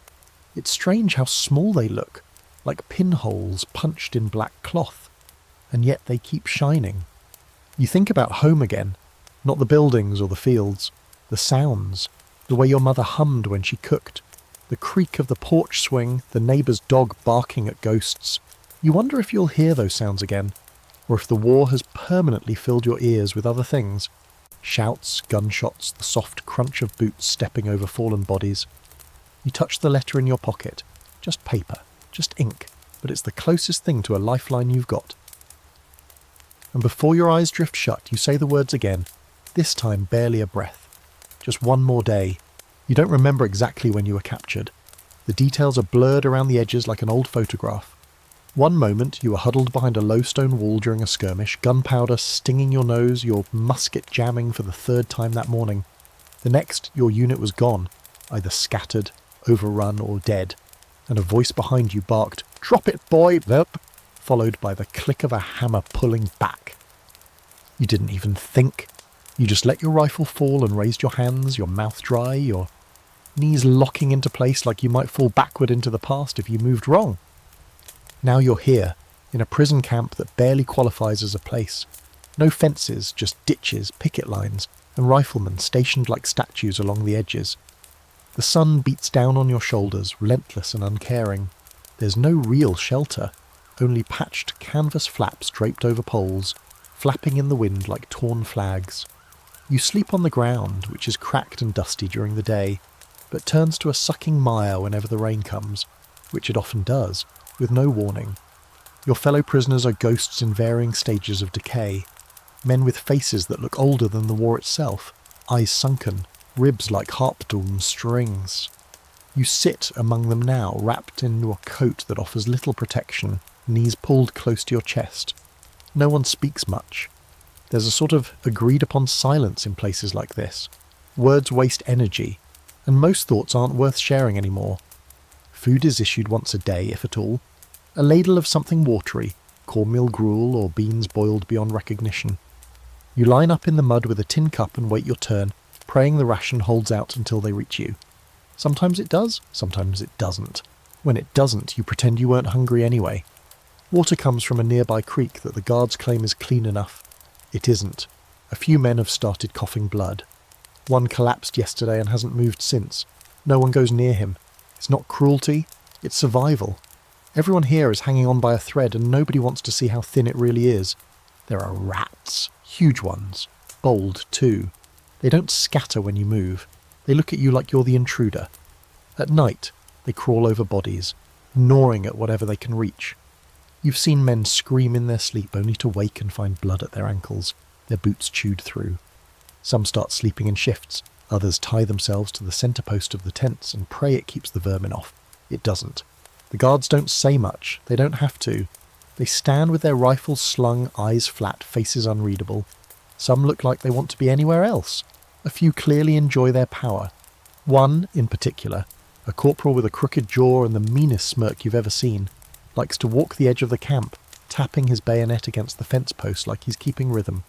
Sometimes he picks a man at random and asks for a song. If the man refuses, he takes their boots. If the song's no good, he takes them anyway. You've kept your head down, your voice quiet, your back to the guards. So far, you still have your boots. Disease spreads like wildfire in close quarters. You try to stay clean, but soap is a fantasy, and washing your clothes means going without them while they dry, which is an invitation for theft or worse. You scrape mud from your cuffs with a stick and hope that passes for hygiene. Your skin has taken on a greyish hue, and your hands shake when you try to write. Not that you have anything to write with, or on. Sometimes you find yourself staring at the horizon beyond the guard posts. You know you could run, probably get 50 yards before the bullets catch up, maybe farther if you zigzag. But then what?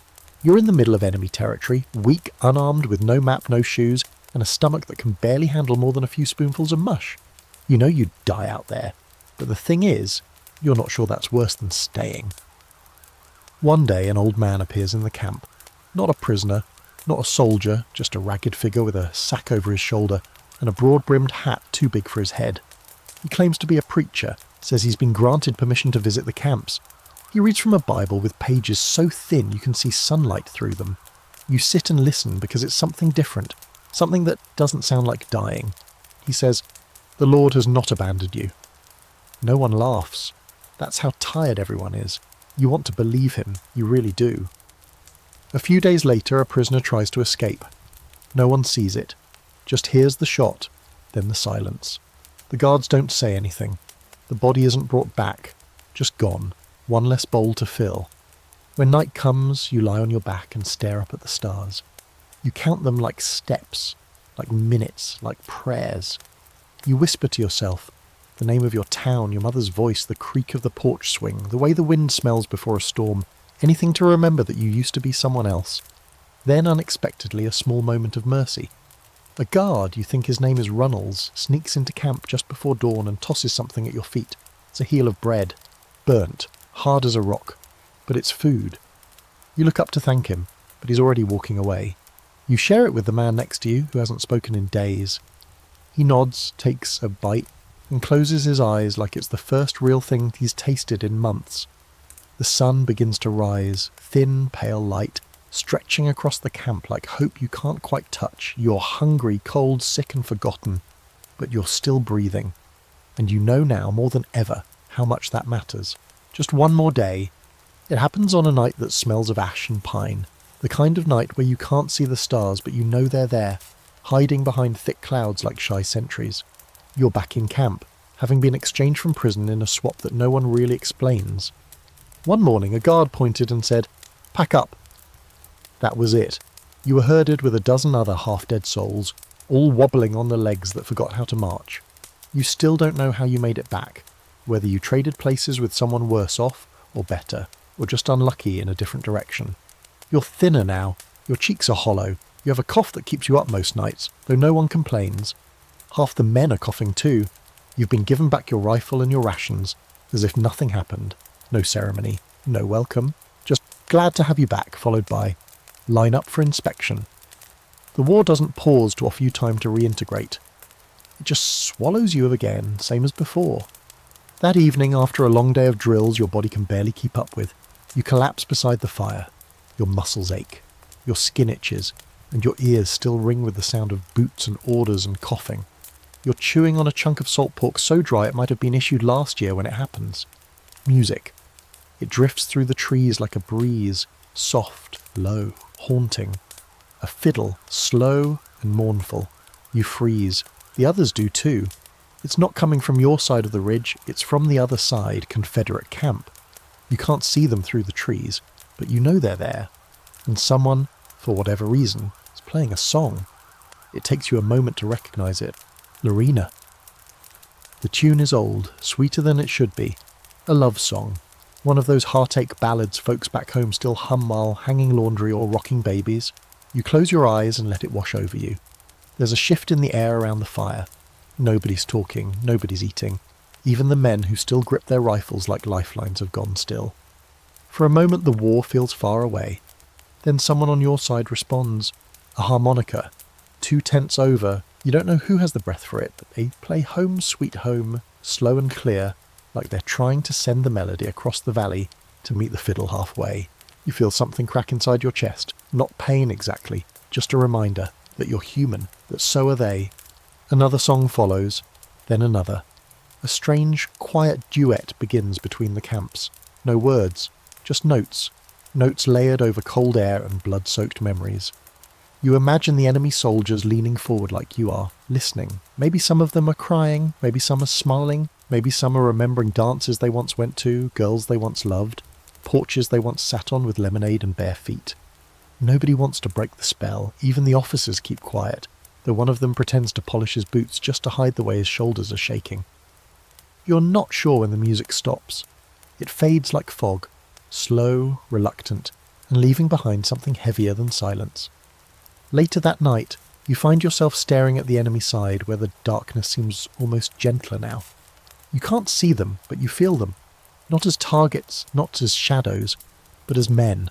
Tired, scared, half-starved, just like you. The realization doesn't make you soft. It makes you quiet. It makes you tired in a different way. The next morning, everything resumes, like nothing happened. The drills, the shouted orders, the same beans boiled to the texture of glue. No one talks about the music. You think maybe you imagined it until Latham, still pale from his arm wound, now healing with a stiff awkwardness, sits beside you at breakfast and whispers, "That song? That was my mother's favourite." You nod. You say, "Mine too." Even if it's a lie, it feels true in your bones. Later that day, you're assigned to dig fortifications along the western edge of camp. Sandbags, trenches, picket fences reinforced with sharpened branches. You're digging beside a man named Cole who never stops talking. He tells you about a bar he used to visit in New Orleans, claims he drank from a glass once used by Andrew Jackson, says the war's going to end in a month, maybe 2. You don't believe him, but you let him talk. His voice fills the space that might otherwise be occupied by worry. As you work, the wind picks up, carrying a strange mix of smells. Pine resin, gun oil, stale bread. Then something unexpected, tobacco, fresh, rolled.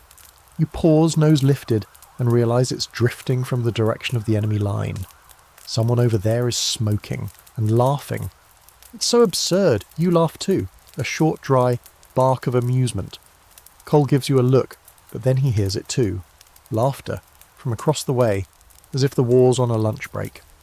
That night the rain returns, and with it the usual miserable camp shuffle. Men covering their gear, stamping through puddles, wringing out their coats. You lie in your tent and stare at the sagging ceiling, listening to the water drum like distant feet on a march you hope you're not headed for yet. Your boots are soaked through, your fingers are blistered, and your memories feel like they belong to someone else. But that music, that small moment of something soft and strange stays with you. The echo of it lingers in your mind, a harmony between enemies, if only for an hour. You don't know if the men who played those songs are still alive. You don't know if they'll aim their rifles at you tomorrow. But for that one night, you saw past the coats, past the orders, past the war. And when the wind returns, you almost hear it again. The fiddle, the harmonica, a tune suspended between both sides of the line, delicate and human. You turn onto your side, close your eyes, and whisper it again, more out of habit than hope. Just one more day. The injury doesn't come with a bang. No cinematic cannonball, no noble charge into a hail of bullets. It comes stupidly, as most things in war do, unexpected and unglamorous. You're crouching low behind a thicket during a reconnaissance sweep, nerves frayed and rifle slick in your sweaty hands, when something explodes off to your right. Not a shell, not even a shot. Just the bark of a tree erupting beside you with a suddenness that feels like a slap. Then there's a sting in your leg, hot and immediate, and you realise you've been hit. Not deeply, not fatally, just enough to drop you flat into the dirt, biting your lip to keep from screaming. There's shouting in the distance. Your own unit? You can't tell. You try to crawl backward, leg dragging like it doesn't belong to you. The mud is thick, sticky, and the world starts spinning at odd angles. You blink, you breathe, you curse softly. It doesn't help. When you open your eyes again, it's darker, quieter. You're alone.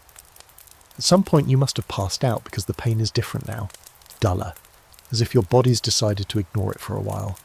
You look around and see nothing but trees, brush, and the smudged path your boots drag behind you. You're not sure how far you've gone. You're not sure which direction is camp or if you are even moving the right way. You start to panic, but the pain pulls you back. You take a breath, then another. Try to push yourself upright, but your leg flares white hot and your arms give out. You lie there for a minute, letting the wind rustle the leaves above, wondering if this is it. And then you hear footsteps. You tense, eyes scanning the woods. You think about your rifle. It's close, maybe 2 feet away, but might as well be across a canyon. The footsteps come closer, deliberate, careful, not rushed. Whoever it is, they know you're here. You hold your breath. A shadow appears between the trees. It's not a Union uniform, that much you can tell.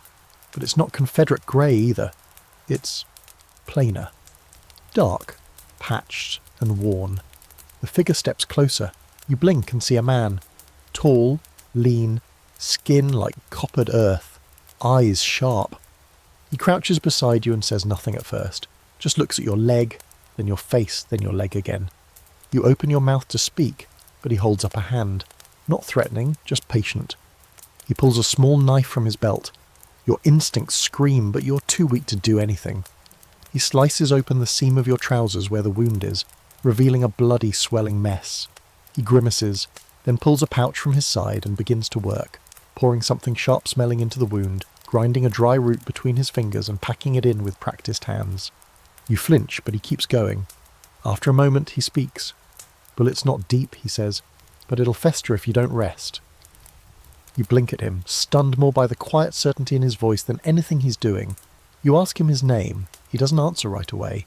Instead, he ties off a strip of cloth around your thigh and presses down hard. You grunt. He says, "You talk too much for someone half dead." Eventually, he gives you a name. Josiah.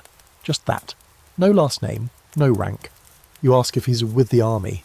He shakes his head. "Was," he says. "Long time ago." You lie there, confused, unsure if this is a rescue or a fever dream. Then he does something you don't expect. He builds a fire. It's small, quiet, just enough to warm water. He pulls out a battered tin cup and brews something in it, thick, bitter-smelling, with flecks of root floating on top. "Drink this," he says, holding it to your lips. You hesitate. He raises an eyebrow. "It won't kill you. Not drinking it might." You sip. It tastes like wet wood and despair, but it stays down. He settles beside you as the fire crackles. You notice his hands, scarred, cracked, steady. He has a rifle of his own resting beside him, old but well kept. You want to ask more questions, but your eyelids are heavy, and his silence is contagious. Before you sleep, you whisper something that surprises even you. "Why help me?" He doesn't look at you when he answers. "Because someone helped me once." You wake hours later to bird song and the smell of herbs. The fire's gone out, but your leg is wrapped, the bleeding stopped. You're not sure if you dreamed him, until you notice a small pouch beside you, a few dried leaves, a strip of cloth and half a biscuit. No note, no trail, he's gone. You drag yourself up slowly, wincing but able to move. You take the biscuit, you take the pouch, and you start hobbling back, step by slow step. When you make it back to camp late the next evening, the guards look stunned. One of them mutters, "We thought you were dead." You don't answer, you just nod, limp to your tent, and collapse. Later around the fire, someone asks what happened. You say, "Got hit, got lost." You don't mention Josiah, not because you're hiding him, but because somehow he doesn't feel like part of this war. He's from something older, something quieter. You don't want to see him turned into a story. He already saved your life. That's enough. In your bedroll, you stare at the pouch he left tucked into your pack now. You wonder where he is, what side he used to fight on, whether he believes in anything anymore. You wonder if he's watching the same stars right now. You whisper it again, voice rough but steady. Just one more day. It's the quiet before the chaos that gets to you. The strange calm where birdsong carries through the trees and the breeze actually smells like spring for once. Not like gunpowder, not like smoke, not like sweat-soaked canvas and disease, just soft, damp earth and fresh leaves. You almost forget where you are, almost. Then the orders come down and your stomach drops like a stone in a well. Tonight it's a raid, not a full battle, not a glorious charge across open fields with flags flapping and cannons roaring. No, this is something darker, meaner. You've been chosen for a midnight raid. Silent infiltration, sabotage, quick hits and quicker retreats. No honour, no trumpets. Just knives, fire, and whispers in the dark. You're handed your instructions after mess. Move out at dusk, head east through the creek bed, hit the supply depot across the ridge, disable their ammunition carts, then vanish. Avoid engaging unless necessary. Quick and quiet, the lieutenant says. In and out like smoke. You nod with the others, trying not to think about how many of these things go wrong. How many men get turned around in the dark and end up staring into the barrel of their own side's rifle. How easy it is to whisper, "Don't shoot a second too late." Your gear is stripped to the essentials. No packs, no blankets, no extra ammunition, just your rifle, your knife, and a small satchel with a few strips of dried meat and a flask of water. You rub your fingers along the hilt of your knife. You never thought you'd get used to carrying one. Now it feels like a second hand. As night falls, the raid party gathers. 10 men, including you. Some veterans, some raw recruits trying to look brave. Latham's not among them, his arms still wrapped tight, useless for anything but holding in heat. You catch his eye as you pass him by the fire. He gives you a weak smile, the kind that says, "Come back or don't. Just don't leave a mess." You set off in silence, feet muffled by moss and mud, breath tight in your chest. The woods close in fast, trees loom like guards, and every twig you snap feels like an alarm. You keep low, moving in single file, rifle ready, heart thudding against your ribs like a prisoner trying to escape. Your eyes adjust slowly to the dark. Shapes become clearer, shadows become suspicious. The creek is slick, the rocks uneven. A man behind you slips and nearly falls. Someone grabs him before he crashes, and the two share a breathless look of near death. No one speaks, no one dares. As you reach the ridge, you spot it. The enemy's supply camp, tents pitched in a tight semicircle, a few lanterns casting orange halos through the night fog. A couple sentries walk the perimeter, rifles slung, shoulders slouched from too many sleepless nights. You crouch behind a fallen log with the others, and the sergeant outlines the plan in a whisper. 2 men loop around right to create a distraction if needed. The rest of you go in quiet, cut the tethers on the mules, torch the ammunition, disappear. You nod. Your mouth's dry, your hands sweat. When the signal comes, a soft bird call, you move. You slip through the tree line, crouched low, boots silent in the grass. You reach the supply cart first, your fingers fumbling for the oil flask. You douse the wheels, the crates. You strike a match with shaking hands and toss it. The fire catches slow, then fast, then faster, licking up the side of the cart like it's hungry. And then someone screams. You spin around. One of the other raiders has been spotted, probably tripped a wire or startled a mule. A shot cracks through the night, then another. Chaos erupts. You bolt back toward the trees, but someone cuts you off. A Confederate soldier, barely older than you, rifle raised, eyes wide with fear. He shouts, "Don't move!" You freeze. He's trembling. You see his hands, his knuckles pale, his mouth quivering. He doesn't want to shoot. Not yet. You drop your rifle, slowly, raise your hands. "Don't," you say. "Don't do it." He stares at you. Everything in him is shaking. You see it. The same doubt, the same dread you felt 100 times. And then a shadow moves behind him. One of your own lunges from the brush, blade flashing. "Don't shoot," the soldier yells again. But it's too late. Steel meets skin. A wet sound. The Confederate's eyes go wide, then empty. He slumps to the ground, blood soaking the grass. You stare at him. At the life that was there a second ago, now gone, scattered like breath in the cold air. The other soldier, Wilkes, you think, just wipes the blade on his coat and nods. "Let's go." You hesitate. For just a heartbeat. Then you follow. Back through the creek, through the woods, heart pounding, breath short. Behind you the fire glows bright, flames rising into the sky like a flare. The whole camp will be on alert now. You'll be lucky if you don't get hunted on the way back. But somehow you make it. All 10 of you. Even the guy who slipped. No one speaks as you re-enter your own camp. You don't celebrate. There's nothing to celebrate, just success, if that's the word for it. You sit by the fire and stare at your hands. They don't look different. They don't feel different. But you can't shake the look in that boy's eyes. The terror, the pleading, the disbelief. He could have shot you. He didn't. You lived. He didn't. Later, Latham asks, "Did it go bad?" You just nod. "Was it quick?" You don't answer. You lie awake for hours that night, staring at the canvas above you, listening to the fire crackle outside. You think of the boy, the match, the scream, the way everything happens at once and then leaves you with too much silence. You say it again, but this time your voice catches a little. Just one more day. Orders come down at dawn. No warning, no context, just a gruff voice from the captain and a stack of torches bundled like kindling. You're being sent to torch a farm. Strategic destruction, he calls it. Like that makes it better. Like wrapping war in bigger words makes it anything but a mess. Enemy supply line. Barns full of feed and livestock. Burn it to the ground. Then he walks away, leaving you holding a torch you haven't even lit yet, staring at it like it's the devil's own toothpick. You don't speak as you march. The others don't either. It's not a long walk, 2 miles, maybe less. But it stretches out, heavy with something you don't want to name. The sky is overcast, the kind of low, woolly grey that hangs on your shoulders and whispers nothing's going to feel right today.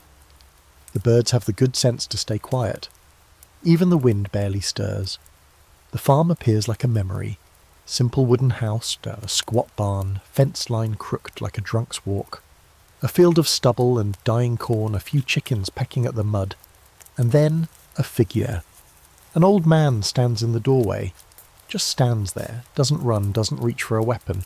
His hands are empty, his coat hanging open, mouth a straight line. Behind him, movement. Maybe a child, or maybe just a curtain shifting in the draft. You stop at the edge of the fence, no one steps forward. The lieutenant does, eventually, barking out the formal line, "By order of the army, this property is to be seized and neutralised." He uses the word neutralised like it's cleaner than burned. The old man doesn't reply. He just turns, walks back into the house and closes the door. The soldiers start moving. One heads for the barn. Another begins unspooling a rope soaked in oil. You stay where you are, torch still unlit. The barn doors are wide open, and inside you see a mule, a few pigs, and bales of hay stacked like promises. Smells like animals and work and things that were meant to last through winter. "Light it," someone says behind you. You don't look back. Your hands tremble. You strike the match. It sputters to life, a tiny spark in a world soaked with too much. You hesitate, staring at the tip, willing it to go out. It doesn't. You touch it to the torch and the fire catches fast, roaring to life like it's been waiting. You step forward, you toss it into the barn. The flames jump, race along the floor, lick the hay, climb the walls. The animals scream, high, awful, human-sounding. The soldiers pull back as the fire takes hold. The smoke rises fast, thick and black, full of things you don't want to smell. Someone smashes a crate. Another overturns a barrel. One soldier sets the chicken coop ablaze just for the noise. The house hasn't been touched, but you see the curtain twitch again and wonder how many eyes are watching you, judging you. You stand back, firelight flickering across your face, and your stomach twists. Not from the smoke, from the knowing. You'll remember this day, this smell, that scream. You turn to walk away, but someone grabs your sleeve. It's a woman, not old, not young, face lined like a cracked window pane. She doesn't yell, she just holds out her hand at me, her palms smudged with soot.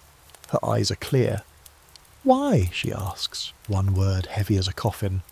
You don't answer. You can't, because you don't know, because the real reasons, the words in the lieutenant's mouth and the letters from Washington, they all fade when you look into her face. All you have are ashes. She lets go of your sleeve and walks away, slow, back into the house. The door creaks shut. The barn collapses behind you, flames leaping high, sparks spraying into the sky like fireworks no one asked for. That night, back in camp, the lieutenant writes up the report like it's nothing. Mission completed, target neutralised, no resistance. His pen doesn't shake, his boots are polished. You sit by the fire and try to eat, but everything tastes like smoke.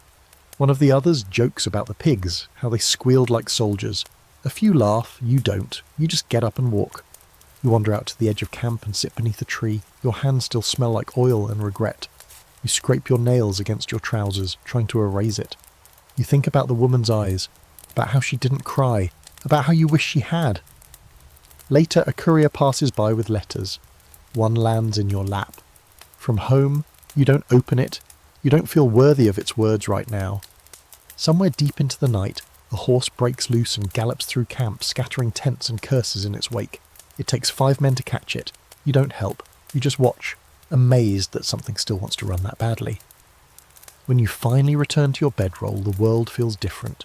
Not louder, not quieter, just heavier. And before you close your eyes, you whisper it again, slow, reluctant, like you're not sure you've earned it this time. Just one more day. They try to make Christmas happen anyway. That's the strange part. Like the war should stop just because the calendar says so. The officers get this idea in their heads that a day of peace will lift morale, maybe keep some of the men from deserting before year's end. So on the morning of December 25th, you wake up to the sound of someone singing badly off-key, and the smell of something only barely better than usual. The sky is low and grey, the cold presses in like a second skin, but someone's managed to hang pine boughs between the tents. They don't do much, just flap when the wind hits them, but it makes the camp look slightly less like a graveyard. There's even a tree, if you can call it that, crooked, bare, and decorated with spent cartridges, buttons, and one sad ribbon that's probably seen 4 owners. You're handed a ration that's slightly less miserable than the usual. Salt pork hardtack that isn't entirely fossilised, and, miraculously, an orange. An actual orange. You turn it over in your hands like it's a holy relic, inhaling its sweet citrus scent with a reverence that surprises even you. You haven't seen one since you left home. It feels like holding summer in the middle of a dying year. Someone has a bottle of whiskey, illegally obtained naturally, and is pouring it into tin cups, just enough to warm the chest. You accept a sip, feel it burn all the way down, and blink hard when it hits your gut. You've forgotten what comfort tastes like. For a moment you let yourself believe that things might be okay. You spend the morning doing nothing. No drills, no marching, just sitting around the fire with Latham and a few others, swapping stories about holidays back home. One guy claims his mother used to make a pie out of snow and molasses. Another says his father gave him a pony one year, though no one believes him. Latham tells you how his sister once carved his name into a loaf of bread. "Still got the scar on my tongue," he says, grinning. You find yourself laughing, real and easy. It feels foreign and familiar at the same time. Then comes the music, again. Not like last time, not that haunting duet with the enemy across the ridge. This is cruder, happier. A fiddle played by someone with more enthusiasm than skill. A harmonica weaving in and out like it's just remembered what a song is supposed to do. Someone's tapping a canteen like a drum. The melody is ragged but beautiful, stitched together with memories and hope. A few soldiers even try dancing. Awkward footwork on frozen dirt, stumbling in boots too big or too stiff, arms out like scarecrows. One guy grabs a broom and twirls it like it's his sweetheart.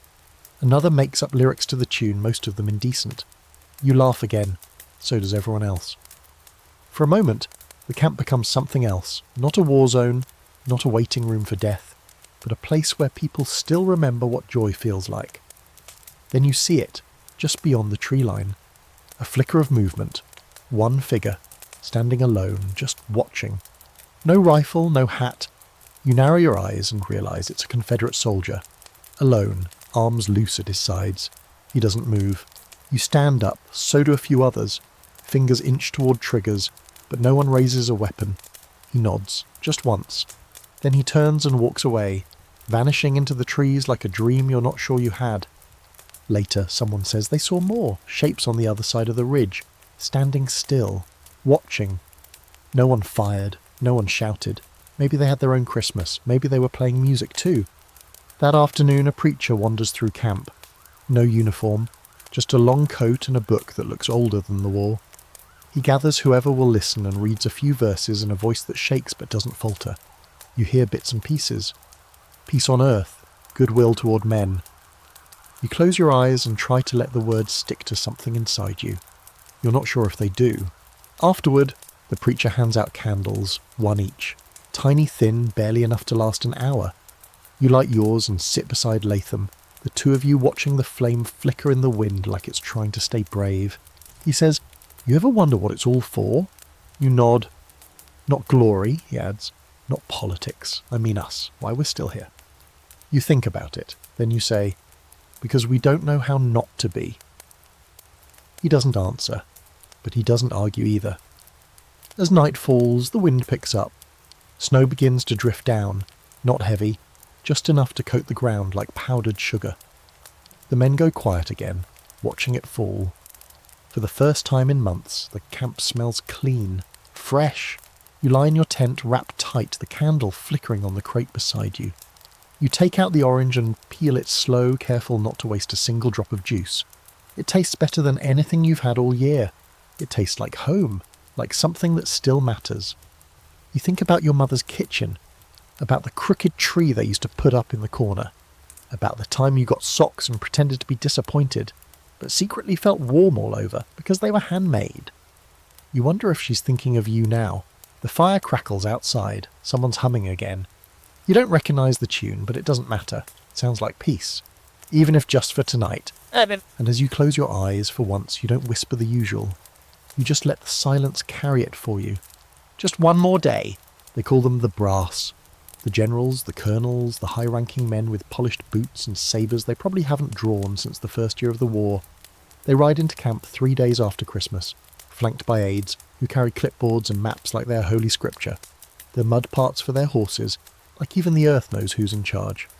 You and the rest of the regiment are ordered to line up, clean uniforms if you've got one, clean faces at the very least. You splash cold water on yours until it feels like sandpaper and scrub your coat with a damp rag. More for show than actual effect, Latham helps you straighten your collar. He says, "Try to look like someone who hasn't been eating tree bark." You chuckle, just barely. The general is a man with a moustache thick enough to have its own rank. He wears a long grey coat buttoned to the throat and rides a pale horse with the bored arrogance of a beast that's never carried anyone into real danger. Behind him rides a smaller man, Colonel Langford, whose spectacles fog every time he exhales. He keeps glancing at the ground like he's afraid it might jump up and bite him. They address the regiment from a small rise near the latrine trench, which feels like an odd choice but probably wasn't noticed by anyone in charge. The general speaks in clipped phrases, stiff as the starch in his cuffs. "Gentlemen," he says, "we are entering a new phase of this war." You resist the urge to roll your eyes. It's always a new phase, a turning point, a final push. This war has had more turning points than a squirrel in traffic. He talks about morale, about honour, about the nobility of sacrifice. You stare at your boots, which are caked with yesterday's ash and blood. Behind you, someone mutters, "He ever slept in a ditch?" The guy beside him snorts. Langford takes over and explains that the new supplies are coming, that more men are en route, that victory is on the horizon. You look at the horizon. It's grey and flat and filled with bare trees. You don't see victory, but maybe your eyes are broken. After the speeches, the officers wander the camp like visiting royalty. They examine tents, ask questions about rations and wounds. The general steps within 3 feet of you, nods once and moves on. You wonder if he saw your scarred hands, the scab on your cheek, the hollow in your eyes, or if he just saw a uniform standing upright. You end up assigned to escort duty, trailing behind the brass as they inspect the cook tents. You walk beside one of the aides, a young man whose boots shine like they have never seen dirt. He asks your name, your rank, how long you've served. When you tell him, he nods and jots something in his notebook. Probably a list of reliable men or expendables. It's hard to tell these days. The general eats separately, of course. A private tent is set up just for him, with a table, linens, and real silverware. You catch a glimpse of roasted meat and actual bread. Soft bread, not the bricks you gnaw on like an animal. For a second you fantasize about storming in and snatching a roll. Then you think about court-martial, about a bullet for insubordination, and you turn away. In the evening there's a ceremony, commendations, promotions, a medal or two. A bugler plays a sad, slow tune, and a few names are read aloud. Most of the regiment stands still, stiff from cold and confusion. You try to listen, but the words don't land right. They're too clean, too rehearsed. Like someone writing poetry about a barn fire they never saw. One of the medals goes to a soldier who died last week. They pin it on his brother's coat, who stands with his jaw clenched, not saying a word. When it's over, he hands the medal to someone else and walks away. Later you see it hanging from a tree branch like some strange ornament.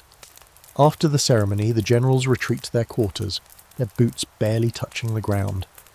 The camp returns to normal, grumbling, coughing, the rattle of dice on a mess tin.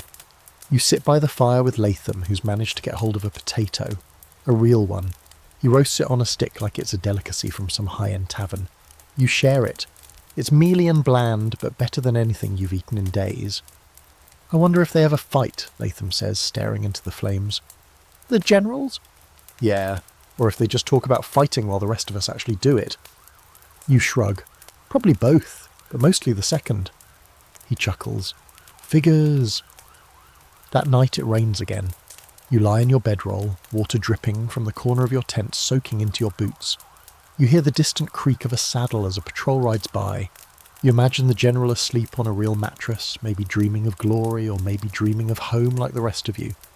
You think about the speech, about the medals, about the roasted meat you didn't get to taste. And then you think about the soldier who walked away from his brother's medal without a word. You wonder if he whispered the same thing you're whispering now. Just one more day. The road is gone. That's the first thing you notice as you step over what used to be a fence but now lies flat and splintered, half buried in soot. What was once a stretch of dirt packed tight by wagon wheels and hooves has been turned to ash and rubble. You keep walking anyway. boots crunching over charred bits of wood, broken glass, and the things you don't want to identify. Your unit moves in giants. There's nothing to say when you return to a town that doesn't exist anymore. The name of the place doesn't matter. It had one. You remember it. You might have even stopped here once, long before the war. Maybe you bought a biscuit from a cart or tied your horse to a post out front of the general store. But now the name's just a whisper in the wind, erased by fire and bullets. What's left is skeletal. Blackened timbers claw at the sky. Houses caved in like they just gave up. The smell hits hard, smoke, rot, something under it that's too sour to be anything but human. You pull your collar up over your nose, but it doesn't help much. The stench clings. It lives in the back of your throat. You pass what used to be a church. Its bell tower is gone, collapsed into the sanctuary. The pews are a pile of black toothpicks, and ash drifts through the air like dirty snow. You pause for a moment, imagining the sermons that used to echo there, the weddings, the funerals. Now it's just another stop on the long, unmarked trail of what war forgets. You're here to help assess damage, though that feels like counting bones in a graveyard. The lieutenant rattles off a list, check for surviving wells, salvage anything edible, record livestock losses. Livestock losses, he says, as if the people who lived here didn't count. You and Latham walk together, stepping over burnt doors and foundation stones.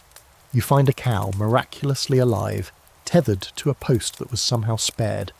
She's bony, wide-eyed, and surrounded by corpses of her kin. Latham unties her, muttering something about how even cows don't deserve this. She follows you for a bit before wandering off slow and stubborn like she's looking for the rest of her world. In the next lot over, you find a doll. Half buried, its fabric face smeared with soot, one eye missing. You pick it up and turn it over in your hands. There's a scorch mark across its belly. You tuck it into your coat without thinking. A stupid impulse, but leaving it there feels worse. A voice calls out. Private Kimball's found a root cellar beneath a ruined house. The trapdoor creaks as you open it. The air inside is cooler, almost fresh. For a second you think it's empty. Then you hear it, breathing. You crouch down, rifle ready, and shine your lantern into the darkness. A family. 3 of them. A mother and 2 boys. The mother's holding them tight, eyes wild, jaw clenched like she's expecting death. The older boy can't be more than 12. He's staring at your rifle like it's already fired. The younger one's face is buried in his mother's side. You lower your weapon. It's all right, you say. We're not here to hurt you. They don't move, don't speak, just keep her breathing, shallow and terrified. You offer water. She takes it. Her hands shake. She drinks, then hands it to her boys, who gulp it down like it's gold. You help them up. They blink at the light like they haven't seen it in weeks. Maybe they haven't. Outside, other soldiers watch as the family emerges. No one says anything, just quiet nods. One man offers a biscuit. Another takes off his coat and drapes it over the smaller boy's shoulders. You escort them back to the field station, where the medics and supply clerks try to figure out what to do. Someone mentions a refugee wagon headed east. You don't know where it goes. Neither do they. But it's away from here. You return to the ruins and keep searching. It feels necessary now more than before. Not for supplies or livestock or intact barrels, but for anyone left. You want there to be someone. Anyone. A farmer still alive in the cellar. A child asleep in the hay. But the rest is just ash and bone. At one point Latham crouches beside a blackened structure that used to be a school. The sign still hangs, barely. Miss Adeline's School for Girls. The G dangles from one nail like it's too tired to stay upright. He says, I bet they used to write their names on the desks. You remember doing that? You nod, you remember. Yours is probably still carved into a desk back home, faded but still there. You wonder if it matters anymore. Before you leave, you stand at what used to be the town square. There's a fountain in the centre. Dry, cracked. Its statue headless. The plaque is melted. The words illegible. You think about the people who gathered here. For announcements, for holidays, for nothing at all. You imagine laughter, footsteps, music, and all gone now. The unit regroups, the lieutenant scribbles in his ledger, mumbling about strategic value and minimal salvage. He calls it an unfortunate necessity. You stare at him. He doesn't meet your eyes. The march back is quiet. Even the birds are gone. The sky stays grey. Back in camp, you sit alone for a while. You take the doll out of your coat, brush off the ash, set it gently beside your pack. Latham sees it, but doesn't say anything. He just nods once. That night the fire feels colder than usual. You eat your ration slowly, tasting only smoke. Someone tells a joke about fleas. No one laughs. Before sleep you whisper the same thing you always do. But this time it feels heavier. Like the words themselves are worn down from use. Just one more day. They tell you it'll be a big one. The kind that ends stories. Petersburg, the crater. You've heard the whispers for days now. Officers speaking low around the map tent. Soldiers sharpening their bayonets in silence. The cook shaking his head at the fire like he knows something the rest of you don't. Even Latham, who can usually scrounge up a joke in a graveyard, isn't talking much. He just sits beside you cleaning his rifle with slow, methodical movements, like he's polishing it for a funeral. The plan sounds simple in that grand army way. Dig a tunnel under the enemy fortifications, stuff it with explosives, light the fuse, and when the earth opens up, rush in. They say it'll change everything. Crack the Confederate line clean in two, send a shockwave through the enemy's spine. They say a lot of things. You're not in the digging crew, but you've seen them. Men covered in black dust, coughing up dirt, dragging themselves out of the tunnel like moles blind from sunlight. They work day and night, carving out that narrow channel under hell, crawling forward one scoop at a time. They barely talk anymore. Just grunt and nod and wipe the sweat from their eyes with sleeves stiff from filth. One of them told you he dreams in pitch black now, said he can still hear the shovel scraping even when he sleeps. You're part of the advance unit, one of the first waves meant to charge in once the mine goes off. The logic is simple. The blast will leave a hole, a crater, and you'll pour into it like water down a drain, scattering the enemy while they're dazed. It's either brilliant or suicidal, possibly both. The night before, you try to write a letter. You start 3 different times, each one with, "If you're reading this," before crossing it out. You settle on something simpler. "We go at dawn. If I don't make it back, tell Lila she still owes me that pie." You leave it tucked under your pack just in case. Reveille comes early, but you're already awake. You haven't slept, no one has. You suit up in silence. Check your ammunition. Tighten your boots, sharpen your bayonet even though you're not sure why.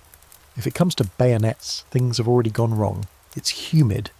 Heavy air clings to your skin. The sky is pale and full of nothing. You form up with the others in a wide clearing behind the trenches. Eyes forward, hearts doing somersaults in your chests. Some men pray, others smoke. One guy keeps muttering the same phrase under his breath. "Not today, not today, not today."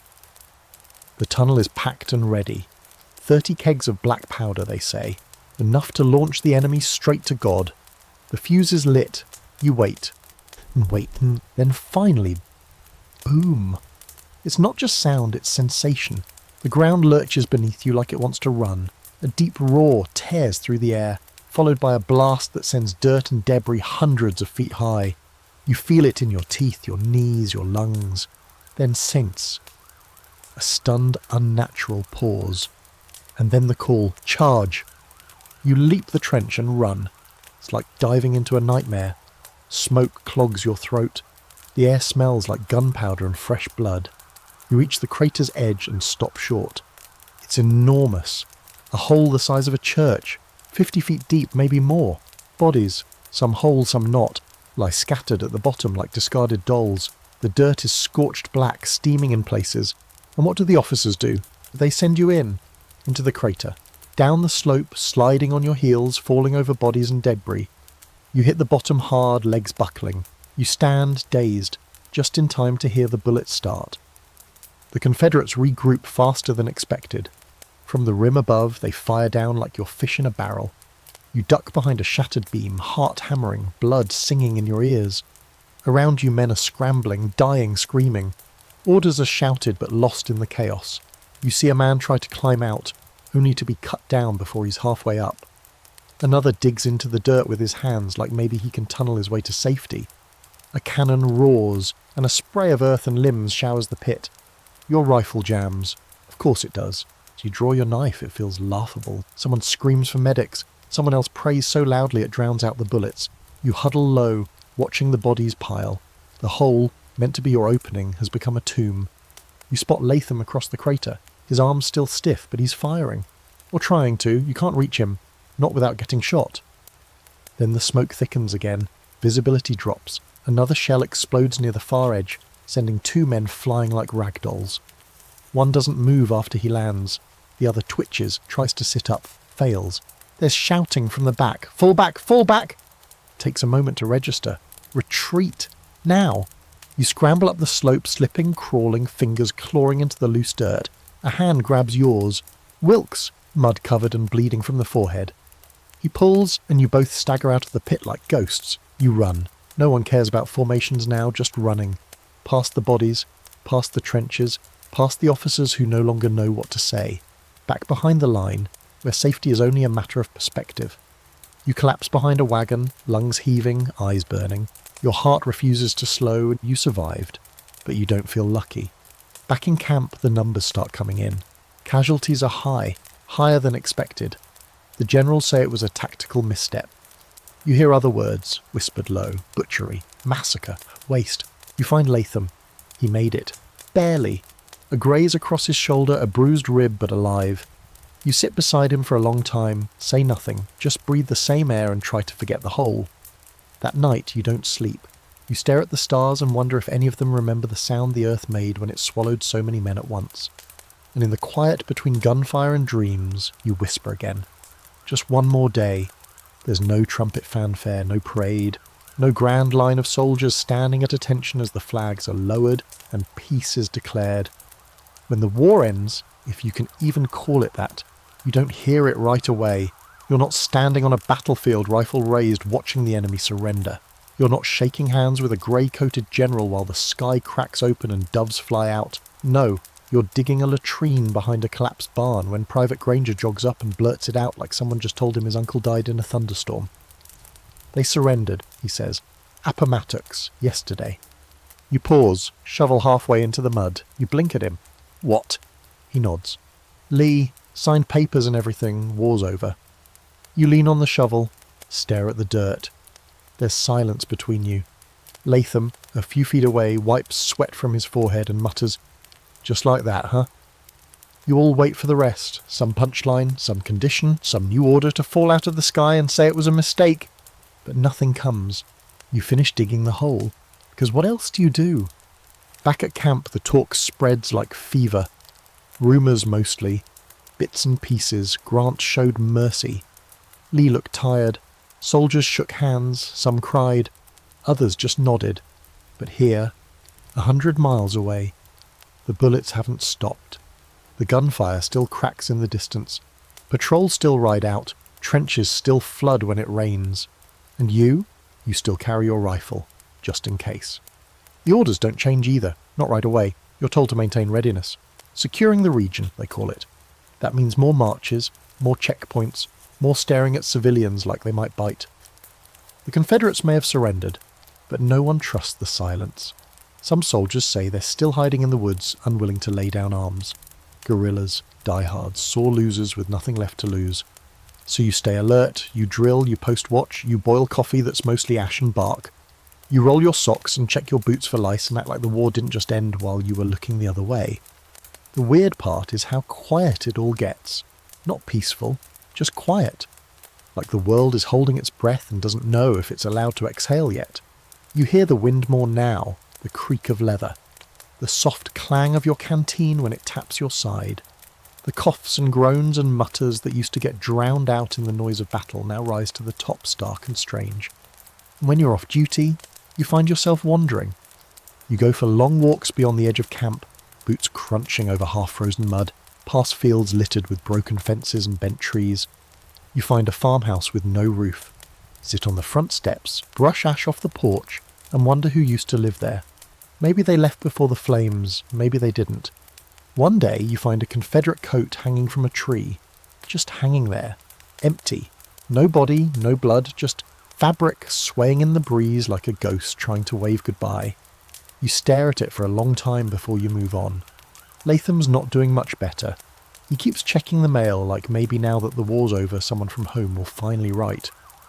"Just once," he says, staring at the empty pile, to Ishimul, "just to say glad you're alive." You offer him half your biscuit. He takes it, says thanks, doesn't smile. Then comes the real kicker. No one knows when you're going home. There's no schedule, no timeline, no grand plan to ship you back to your town with a marching band and a warm dinner. You're still needed, apparently, to keep the peace, to maintain order. You start to wonder if the army knows how to stop, if it even wants to. One night, around the fire, someone jokes, "Maybe we died and just didn't notice." Everyone laughs a little too long. A few days later, a wagon comes through camp. It's covered in hand-painted signs, "The Union Forever," and "Peace at Last," and it's filled with civilians tossing out stale bread and tattered newspapers. They cheer when they pass, waving like they're watching a victory parade. You just watch them, you and the rest of the regiment, sitting in the mud covered in soot and scars. One guy catches a loaf and sniffs it like he doesn't believe it's real. That night, you read the paper under a flickering lantern. You see your state mentioned. You see your regiment's name misspelled. You see generals praised, strategies dissected, maps with red and blue arrows like the war was just a game someone won. No mention of the latrine you were digging when it ended. You lie back and stare at the stars, which look exactly the same as they did before. The moon doesn't seem to know the war is over. The wind doesn't care. A rat chews on something behind the tent. You hear a distant shot, probably a hunting party, or not. Hard to say. You whisper it again, unsure if it still applies, unsure if it ever did, but the habit is there now, inked into your bones. Just one more day. You return home with a limp that wasn't there before. It's not a battle wound, not really. Just a leftover from months of marching, of jumping into trenches, of hauling too much gear across too many muddy miles. It showed up gradually, like the war itself. First as a twinge, then a throb, then something permanent that settles in your right leg and decides it's staying for the long haul. You tell people it was a bullet graze near Petersburg. They nod and say, "Damn shame." You never correct them. The train drops you off at a station that looks both familiar and completely foreign. Same old platform, same wooden benches, same tobacco-chewing station master with his eternal scowl. But the air feels different, lighter, cleaner, and somehow that makes it harder to breathe. Your boots hit the ground and don't feel quite right, like the earth here isn't used to you anymore. There's a moment, a quiet, long one, where you just stand on the platform and try to recognise the place you left behind. It looks the same. It smells like grass and chimney smoke and horses, but something inside you doesn't match anymore. You realise you're waiting for a roll call, or a whistle, or for someone to shout orders, but there's nothing. You walk toward a town, knapsack slung over one shoulder, rifle disassembled and packed tight. You're not even sure why you brought it home. Maybe because it feels like an extra limb now, or maybe because you don't know what else to do with it. You pass houses that weren't here before, fences you don't remember, children you've never seen playing in yards that look too peaceful to be real. People stare, some wave, some cross the street. One man tips his hat and says, "Welcome back, soldier." You nod. That's all you can manage. Your house is still there, smaller than you remembered somehow. The porch sags a little, and the door's been painted a different colour. You stand at the gate and realise you don't know what to say when it opens. You wonder who will answer. Your mother? Your brother? No one. It's your mother. She opens the door slowly, wiping her hands on a dish towel, and just stands there. Her face doesn't change at first, like her brain needs a minute to believe what her eyes are telling her. Then she walks out onto the porch barefoot and wraps her arms around you without a word. You don't cry, not then, but you do let your knees give out, just enough to feel the porch under you, just enough to let her hold your weight again, even after all this time. Inside, everything smells like yeast and old wood. There's stew bubbling on the stove and a quilt folded over the arm of the chair. You sit down and feel like you're going to break the furniture just by being in it. Your mother makes you tea, keeps touching your shoulder, your hair, like she's checking that you're not going to vanish again. You don't tell her about the prison camp, or the crater, or the boy you watched die with his eyes still open. You just say, "It's good to be home," and leave the rest to silence. That night, you sleep in your old bed. The mattress dips in the same spot it always did. There's a crack in the ceiling you used to stare at as a child, imagining it was a river on a map. You stare at it again now, older, heavier, haunted. The walls don't creak the way they used to. You keep expecting gunfire in the distance, screams, horses, but all you hear is the wind, and it feels louder than any cannon you've ever known. In the morning, your leg throbs. You hobble out to the porch and sit with a cup of weak coffee. watching the sun rise over a field that's already greening up for spring. You see your neighbour, Mr. Hollis, pulling a cart full of hay with a mule that looks as tired as you feel. He sees you, stops, waves. You wave back. He walks over, slow, careful, like he's not sure how to talk to someone like you. He asks how long you were gone. You tell him, 3 years, give or take. He whistles and says, "Glad you made it back." Then he says something you weren't ready for. "My boy didn't." You don't know what to say to that, so you just nod, because you know exactly what that means, because somewhere on the edge of your brain you still see the crater, the trenches, the faces. He doesn't stay long, just pats your shoulder and heads back to his mule. But the silence he leaves behind stays heavy on the porch. Later, you walk into town, just to see it. The general store still has the same warped floorboards, and the woman behind the counter still wears the same apron she did when you were 15. She gives you a piece of licorice for free, says you earned it. You want to laugh. Instead, you thank her and keep walking. The town square has a new plaque, a list of names, too many. You find your own near the bottom. Private first class. No rank after that. Someone's carved a star beside it. You stare at it for a long time, longer than you mean to, then you walk away. You spend the rest of the day trying not to limp and trying not to flinch at sudden sounds. Trying to remember how to exist in a place where no one's trying to kill you. That night, you sit on the porch again and listen to the crickets. You think about the others, the ones who didn't make it, the ones who went home to nothing, the ones still sleeping in muddy tents because the order to go home hasn't come yet. You whisper the old line again, not because you have to, but because it feels strange not to. Just one more day. The first parade catches you by surprise. You didn't even know there was going to be one. A week after you return, someone nails up a notice in the centre of town. Homecoming celebration. All veterans welcome. Scrawled across a weather-stained sheet of paper. Below it, in fainter print, the time, the route, and the invitation. March with pride. Let the town honour your service.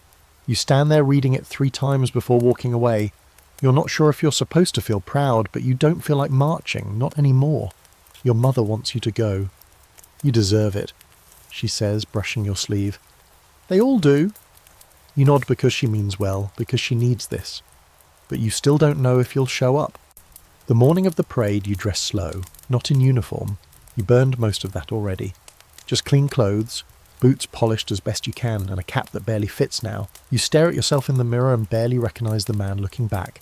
Sunken eyes, thinner frame, jaw tight like it forgot how to unclench. But there you are.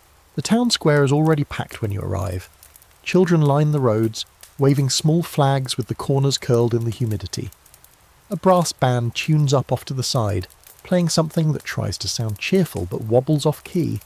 Someone hands you a paper ribbon to pin to your chest. You accept it, pin it on, then immediately forget it's there. You're not alone. Dozens of others show up too, some in uniform, some not. You spot Latham near the back, wearing a coat 2 sizes too big and holding a crutch under one arm. He grins when he sees you and says, "Can't miss my chance to be in a parade. Might as well let the townsfolk cheer me limping past." You laugh, mostly because you don't know what else to do. The parade starts with a whistle, and the band lurches into something rousing. You walk behind a wagon decorated with bunting and ribbons, trying to keep your steps even despite your leg. People cheer, some clap, children wave. A woman tosses a flower into your path and it lands at your feet. You pick it up without thinking and tuck it into your coat pocket. As you walk, you spot familiar faces along the road. People who taught you, who raised you, who used to slip you apples in the store. They're all clapping now, calling your name like you just won something instead of survived it. You smile, but it feels strange on your face. Like a mask you haven't worn in years. Then you pass the town church. Out front, 3 chairs sit empty. No one else notices them, but you do. Each one has a name scrawled on the seat in thick black ink. Names of boys who didn't come home. Friends, neighbours. One of them sat next to you in school. Another used to throw rocks at your window just to get your attention. Now they sit in silence while the crowd claps for the ones who made it. After the parade, there's a gathering in the square. Tables piled with food. Bread, roasted chicken, pies, corn pudding, apple cider in cracked mugs. Children run around with toy rifles playing war like it's a game again. You and Latham find a bench under the elm tree and sit in the shade, your legs sore and your stomach already queasy from the smell of all that food. Think we're supposed to feel better now? Latham asks, popping a button on his coat. Think they're trying real hard to make sure we do, you reply. He nods. Feels like they don't want to talk about what really happened. You both watch the crowd for a while, the laughter, the music, the speeches. It's not that any of it is wrong, it's just incomplete, like someone painted over the parts too hard to look at. Eventually, someone brings you a plate. Meat, bread, a scoop of something green you don't recognise. You thank them, eat slowly, chew longer than necessary. It fills your stomach, but not the empty parts that matter. A local preacher gives a speech full of words like honour, bravery, sacrifice.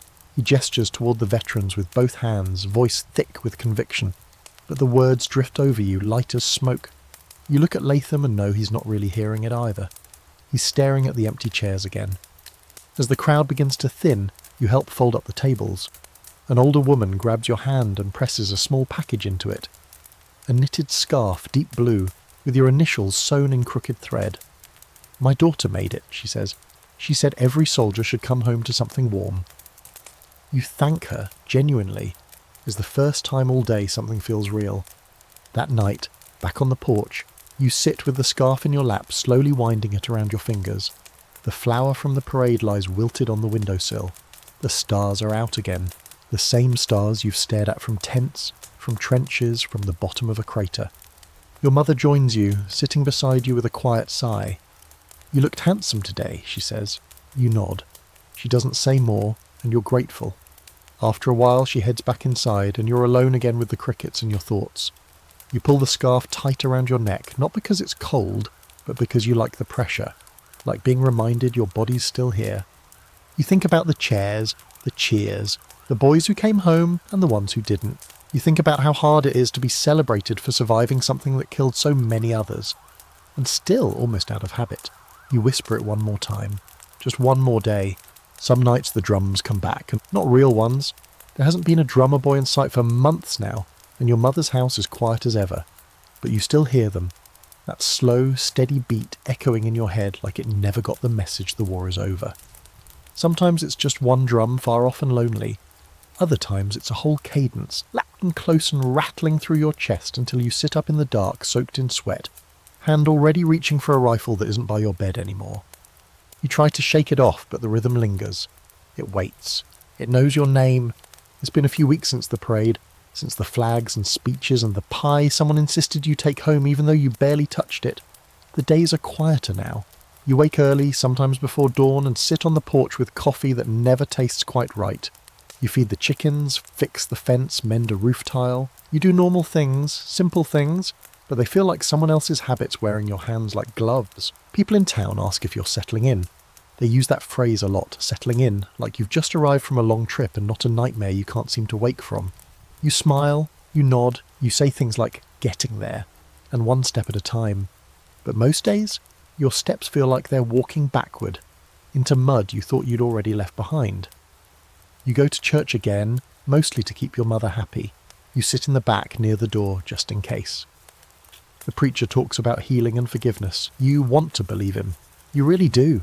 But every time someone stands to sing, you scan the crowd looking for a grey coat.